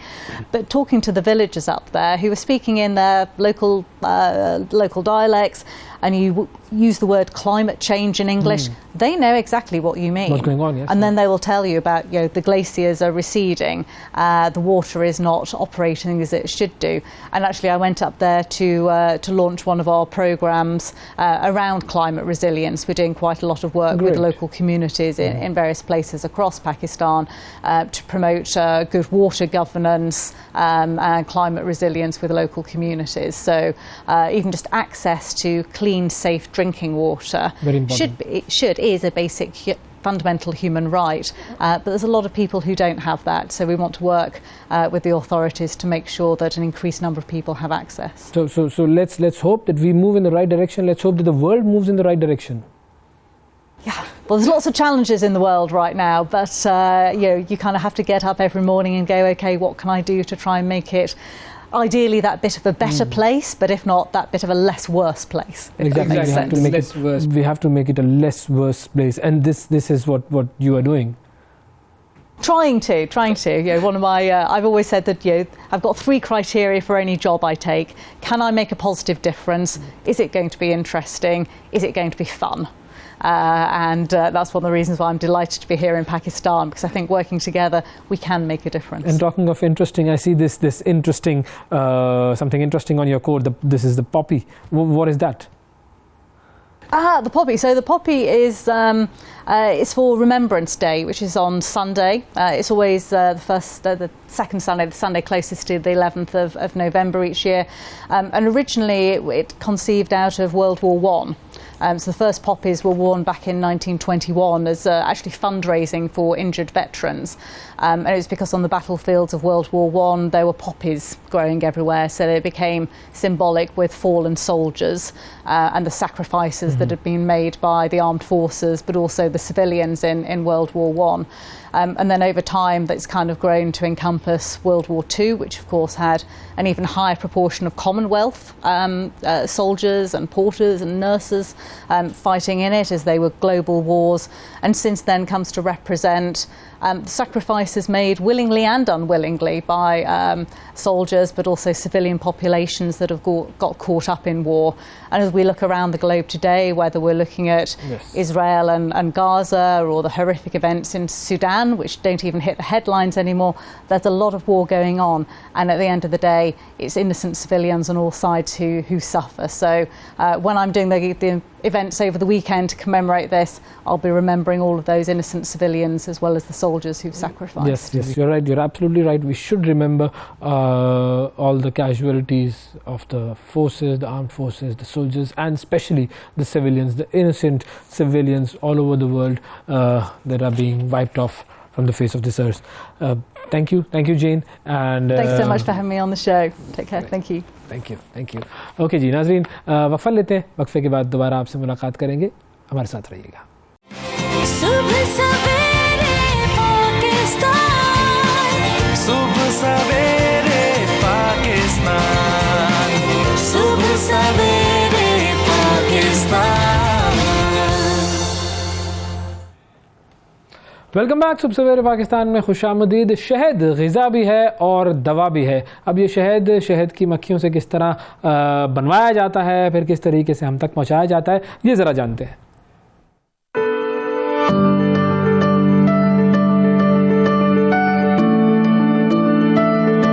शहद ग़िज़ा भी है और दवा भी। Berry का शहद, पहाड़ी शहद, जंगली शहद, सरसों तोरिया और कनोले के फूल का शहद जायके और मियार में सबसे बेहतर होता है। हजारों फूलों का रस सिर्फ चंद कतरे शहद पैदा करता है, लेकिन आजकल फसलों में कीड़े मार अद्वियात के इस्तेमाल के बायस इसकी कुदरती पैदावार रोज बरोज कम हो रही है। इसीलिए तो मियांवाली में शहद की मक्खियों के फार्म में मसनूई तरीके से खालिस बेरी का शहद हासिल किया जा रहा है। 1 एकड़ पर मुश्तमिल फार्म पर 100 से जायद लकड़ी के डब्बे रखे जाते हैं। डब्बे में रखे गए मसनूई छत्ते को मलका मक्खी कंट्रोल करती है। छत्ते में मलका मक्खी के अंडों से वर्कर मक्खियां पैदा होती हैं। वर्कर मक्खियों को फार्म में तरतीबवार रखे गए डब्बों में शिफ्ट किया जाता है, जो बेरी के दरख्तों से रस चूस कर लाती हैं और 15 रोज में शहद तैयार होता है। खुराक जहाँ जहाँ पे ये पौधे होते हैं उन पे जो बूर होते हैं तो वहाँ से ये लेके आते हैं। इसमें काफ़ी मेहनत करना पड़ती है और काम भी बहुत मुश्किल है, और अल्हम्दुलिल्लाह ये इसमें कोई मिलावट नहीं है, ये खालिस चीज़ से हम तैयार करते हैं इसको। मियांवाली के गिरदोनवा में बेरी के दरख्त पर बूर आने का दुरानिया 1.5 से 2 माह है। इस दौरान 10 से जायद फार्म्स पर शहद हासिल किया जाता है। सीजन के 2 माह में 100 डब्बों में मक्खियों की अफजाइश करने वाले एक फार्म पर तकरीबन 40 मन शहद तैयार होता है। शहद बनने में इसका सीजन लगता है। किधर मक्खी लेके जाते हैं ना, महीने में 2 बार निकालते हैं शहद। फार्म में पैदा होने वाली मक्खियों की उम्र कमोबेश 40 दिन होती है। छत्ते में तैयार होने वाले शहद को मक्खी अपनी और अपने बच्चों की ग़िज़ा के तौर पर भी इस्तेमाल करती है। इस तरीकाकार के तहत 10 से जायद फार्म्स पर हासिल होने वाला तकरीबन 400 मन बेरी का शहद 2500 रुपए फी किलो के हिसाब से मियांवाली समेत दीगर शहरों में फरोख्त किया जाता है। मोहम्मद इकबाल, 92 न्यूज़, मियांवाली। जी, आपने देखा किस तरीके से शहद तैयार किया जाता है, लेकिन शहद की मक्खियों की तादाद दिन ब दिन कम होती जा रही है और ये एक बड़ी परेशान कुन सूरत हाल है। अमेरिका में 2022 और 2023 के दौरान शहद की मक्खियों की कॉलोनीज़ में 48.2% कमी वाक़ हुई। बरतानिया में शहद की मक्खियों में 17% कमी वाक़ हुई। अब अगर शहद की मक्खी के हवाले से हम ये जानें कि क्यों दुनिया में ये ज़रूरी है, तो हमें समझ में आएगा कि अगर इसकी तादाद कम होगी तो दुनिया को कितना नुकसान होगा। दुनिया भर में कुछ शहद की मक्खियों की 20,000 स्पीशीज़ मौजूद हैं जो कि शहद बनाने के अलावा और बहुत सारे काम भी करती हैं। ये दुनिया के इकोसिस्टम को बरकरार रखती हैं और इनका सबसे अहम किरदार होता है पोलिनेशन, जिसके ज़रिए ये मुख्तलिफ़ किस्म के पौधों को बराबर करती हैं। और दुनिया में 100 आलमी फूड की फसल में से जो 70 हैं उनका इन्हिसार होता है पोलिनेशन में, और ये फसलें दुनिया को 90% खुराक फराहम करती हैं। हम जो फल खाते हैं, जो सब्जियां खाते हैं, अगर शहद की मक्खियां उन्हें बराबर न करें तो दुनिया बड़ी मिकदार में ग़िज़ाओं से महरूम हो जाएगी। सब्ज़ी खोर जानवर खाने से महरूम हो जाएंगे, जिसकी वजह से उनका ज़िंदा रहना मुश्किल हो जाएगा, और इसका नतीजा ये निकलेगा कि इंसान उन जानवरों से भी अपनी खुराक हासिल नहीं कर सकेगा। ये चीज़ पूरे इकोसिस्टम को दरहम बरहम कर सकती है, और कीड़े मार जो जहर हैं और दीगर आफात हैं उनकी वजह से शहद की मक्खियों और दीगर कीड़ों और जानवरों का सफाया हो रहा है। और इस वक्त दुनिया भर में एक और पैरासाइट भी है जिसका नाम है वेरवा। ये जो पैरासाइट है ये भी शहद की मक्खियों को तेज़ी से ख़त्म कर रहा है। तो अगर शहद की मक्खियाँ ना होंगी तो दुनिया वाकई मुश्किल में होगी, और इससे हमें अंदाज़ा होता है कि अल्लाह ताला ने जो भी चीज़ बनाई है उसको किसी न किसी ख़ास मकसद के लिए पैदा किया है, और उसको प्रिजर्व करना ये इंसानों का काम है।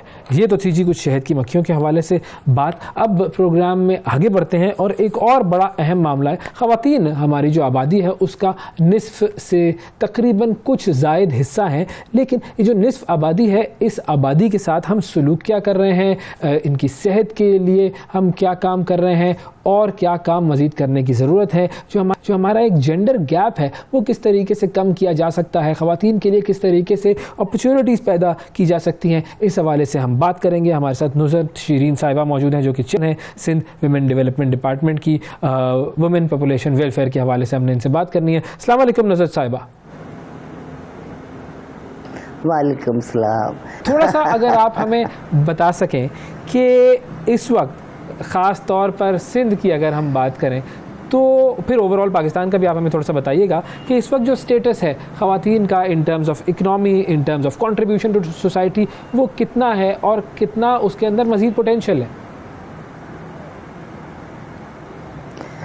देखिए, सिंध में औरतों के हवाले से बहुत काम हुए हैं, अगर हम देखें इदारों को, इदारे काफ़ी बने हैं, लेकिन गैप ये है कि हमारे यहाँ अभी भी होम बेस वर्कर की रजिस्ट्रेशन नहीं हुई है, उसका कोई तरीक़ाकार मुकर्ररा नहीं हुआ है कि उनका इंडक्शन हो वर्क फोर्स में।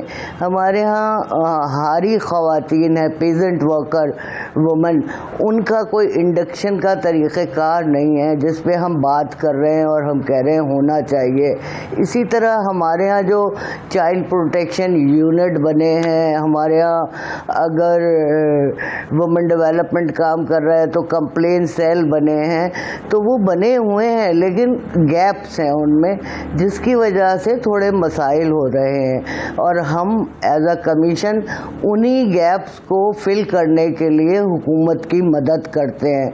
हम उनको आइडेंटिफाई करके बता रहे हैं कि इन इदारों में क्या खामियां रह गई हैं जिनको फिल करना पड़ेगा, ताकि एक औरतों की बड़ी तादाद जो है वो इस तरक्की के अमल में शामिल हो सके।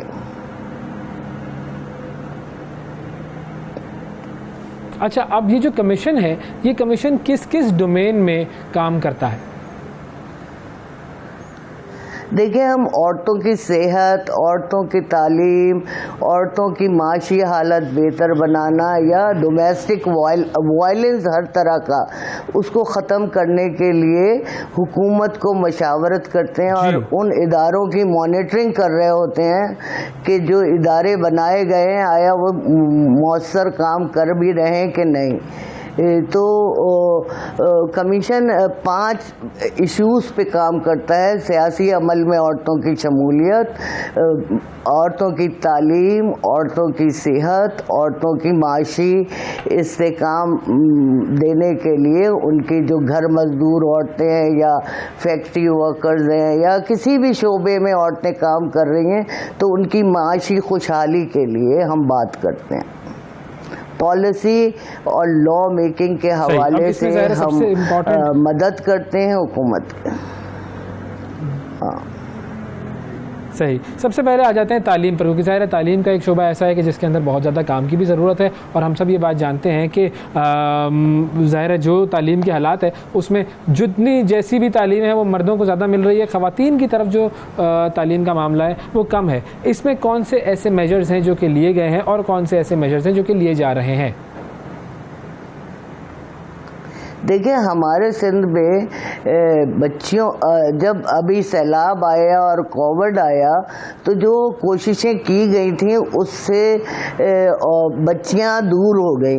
जैसे उनकी तालीमी इदारों में स्किल डेवलपमेंट का एक कोर्स शुरू किया गया है हर क्लास के लिए, ये एक अच्छा इक़दाम है। हमारे यहाँ जेंडर यूनिट बनाया गया है तालीम डिपार्टमेंट में, एजुकेशन डिपार्टमेंट में, तो निसाब में बेहतर तब्दीलियां की गई हैं, ये एक बेहतर इक़दाम है।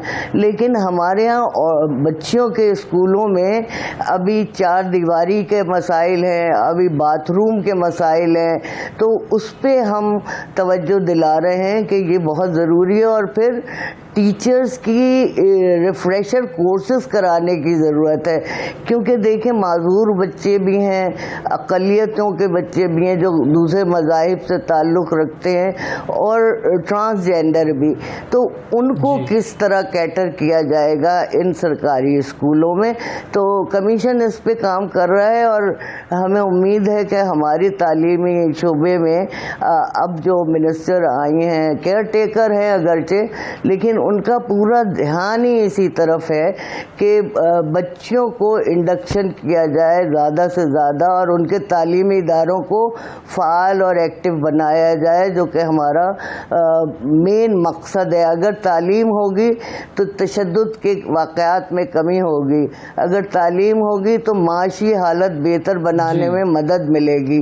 तो हम इसको इस तरह देखते हैं। अच्छा, अब इसमें बच्चियों को स्कूल भिजवाने में सबसे अहम किरदार उनके वालिदैन का होता है। उनकी जहन साजी कितना मुश्किल काम है? बहुत मुश्किल काम है, क्योंकि अभी आप देखें ना फातिमा के केस में हम जब गए और वहाँ हमने बात की उनके वालिदैन से, उधर कम्युनिटी की औरतों और मर्दों से, तो वो कह रहे थे कि इतनी महंगाई है, अगर हम सब लोग मिलके काम ना करें तो हमारा तो घर ही ना चले। और हम इन बड़े लोगों के घरों में काम करते हैं क्योंकि हमारे पास कोई हुनर नहीं है, तो इसलिए बच्चियां जो है, बच्चियों को ज़्यादातर वो कामों पे लगा लेते हैं, जिस पे हमने ये बार बार कहा है। और अब इसके लिए ज़रूरत है कि जो तालीम का शोबा है उसमें आगाही के लिए एक मखसूस रकम रखी जाए, क्योंकि देखें कैंपेन चलाने में भी खर्चा होता है और हमारे यहाँ किसी भी डिपार्टमेंट में बजट एलोकेशन ही नहीं किया गया है जो कि तशहीर की जा सके, आगाही दी जा सके लोगों को। क्योंकि ज़ाहिर है कम्युनिटी में जाएंगे और वहाँ हम बात करेंगे, कम्युनिटी को जमा करेंगे, वो एक वक्त का काम छोड़ के आएंगे तो उनकी मजदूरी का भी तो मसला होता है, उनके घर कैसे चलेंगे।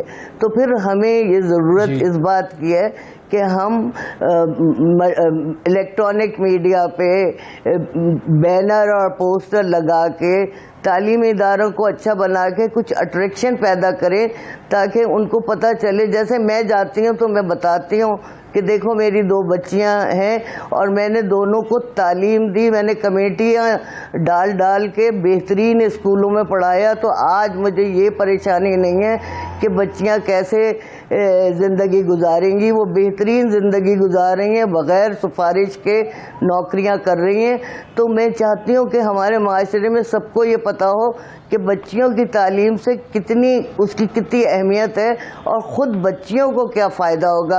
अब अगर बीमारी होती है तो बच्ची सबसे पहले खुद जाती है कि अम्मा मैं डॉक्टर के पास जा रही हूँ, ज़रा चेकअप कराई हूँ। क्या जो जिनके पास तालीम नहीं है वो क्या ये सोचेंगे? जिनके पास तो मैं ये चाहती हूँ और हमारा पूरा कमीशन और हमारा सूबे के तमाम लोग चाह रहे हैं कि बच्चियों को ज़्यादा से ज़्यादा तालीम की तरफ राग़िब किया जाए, जिसके लिए मुख्तलिफ इंसेंटिव दिए जा रहे हैं। जैसे खुराक का कुछ इंतज़ाम किया जाता है, यूनिफॉर्म और किताबें फ्री दी जाती हैं, हमारे यहाँ फ्री एजुकेशन है, वो तो पूरे पाकिस्तान में है। तो अब ज़रूरत इस बात की है कि जैसे हम कैंसर के ऊपर एक कैंपेन चलाते हैं मोबाइल पे और हर जगह, इसी तरह तालीम की अहमियत पे और बच्चियों की तालीम पे देखें। जिस घर में पढ़ी लिखी औरत होती है वहाँ लड़ाई झगड़ा बिल्कुल कैंपेन होना चाहिए। बड़ा ज़बरदस्त आइडिया है, क्योंकि ये आइडियाज़ जो हैं ये इम्प्लीमेंट होने से बड़ा फर्क पड़ेगा, लोगों तक आगे ही बहुत ज़्यादा होगी। अच्छा, अब इसमें एक और चीज़ भी है। हाँ सही।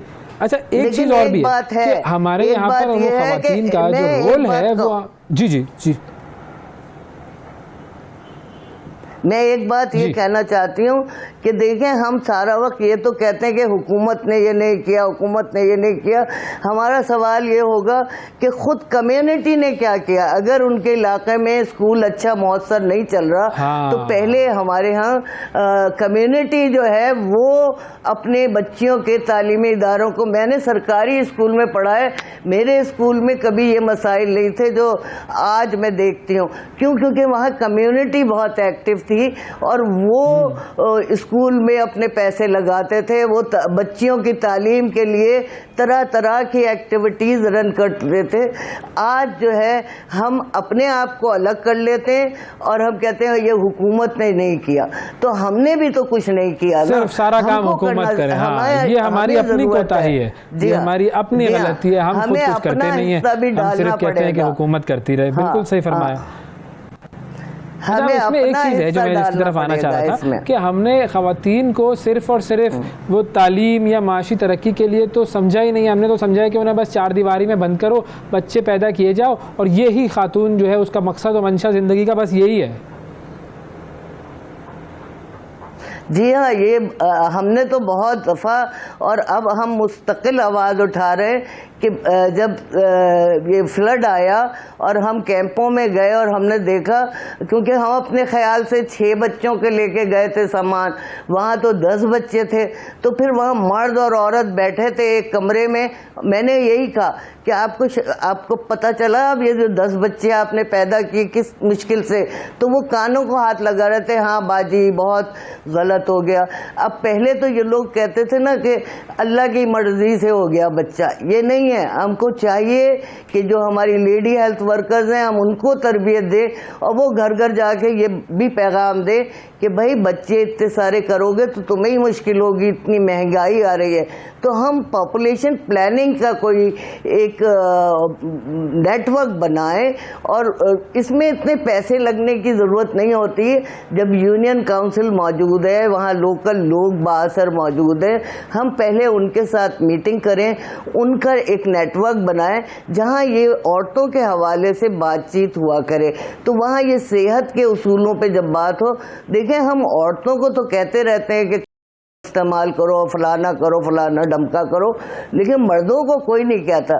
असल तो बात मर्दों को तरबियत देने की, आगाही देने की है कि तुम लोगों को ये अपनी फैमिली का ख्याल रखना होगा। इसमें एक और चीज की तरफ मैं आना चाहूंगा कि ये लेजिस्लेटिव जो एफर्ट्स हैं वो क्या ऐसी हैं और क्या ऐसी होनी चाहिए कि जिनसे बेहतरी आ सकती है? देखिए हर चीज़ के लिए कानून साजी नहीं होना चाहिए। कानून हमारे सिंध में तो सबसे ज़्यादा मॉडर्न और इफ़ेक्टिव कानून बने हैं, लेकिन उसका अमल दरामद के लिए जो सिस्टम बनाए गए हैं, इदारे बनाए गए हैं, वो मुकम्मल नहीं है, इस वजह से नहीं हो रहा। लेकिन मैं ये कहूँगी कि हाँ सिंध में हेल्थ डिपार्टमेंट ने काफ़ी काम किया है। तो उस जो काम किया है, जो कानून साजी की है, जो रूल्स बनाए, उसकी आगाही भी देना चाहिए और उसके हवाले से इम्प्लीमेंटेशन प्लान बनना चाहिए। अब देखें ना, एक तरफ आप कह रहे हैं कि 2 बच्चे पैदा करोगे तो हम 2 साल तक 6 साल तक उसको पैसे देंगे, तो लोग 2-2 करके इस तरह 10 बच्चे पैदा कर लेते हैं। तो हमको इस तरह के इनिशिएटिव नहीं लेना चाहिए, हमें इस तरह के इनिशिएटिव लेना चाहिए कि आपके घर में 2 से 4 बच्चे होंगे और आपका इनकम कितनी है उसको देख के आप अपने फैमिली प्लानिंग करें ना, ये थोड़ी। और इससे कोई आपका ख़ानदान पीछे नहीं रह जाएगा, बल्कि अगर जो तालीम याफ्ता, सेहतमंद, तंदुरुस्त, माशी तौर पर मुस्तहकम आपके बच्चे होंगे तो आपका घराना ज़्यादा खुशहाल होगा बनिस्बत आपके पास 10 बच्चे हों और आप कुछ ना कर सकें, उनको तालीम भी ना दे सकें। तो हमको ये बताने की ज़रूरत है, ये बहुत अहम इशू है। जब तक हम पॉपुलेशन प्लानिंग और सेहत, शीरीन साहिबा हमारे साथ मौजूद थी और हो रही थी जी कि किस तरीके से ख़वातीन के किरदार को इस माशरे में बेहतर बनाया जा सकता है और किस तरीके से उन्हें एक इक्वल कंट्रीब्यूटर के तौर पर इस माशरे में हमारा किरदार जो है वो हम उनके साथ अदा करें ताकि ये माशरा भी आगे बढ़े और ख़वातीन का जो रोल है वो भी इम्प्रूव हो। बहुत शुक्रिया अदा करेंगे नुज़रत साहिबा आपका। नाज़रीन, आज के प्रोग्राम में इतना ही, आपसे अगले प्रोग्राम में फिर मुलाकात करेंगे। उस वक्त तक के लिए इजाज़त दीजिए। अल्लाह हाफ़िज़।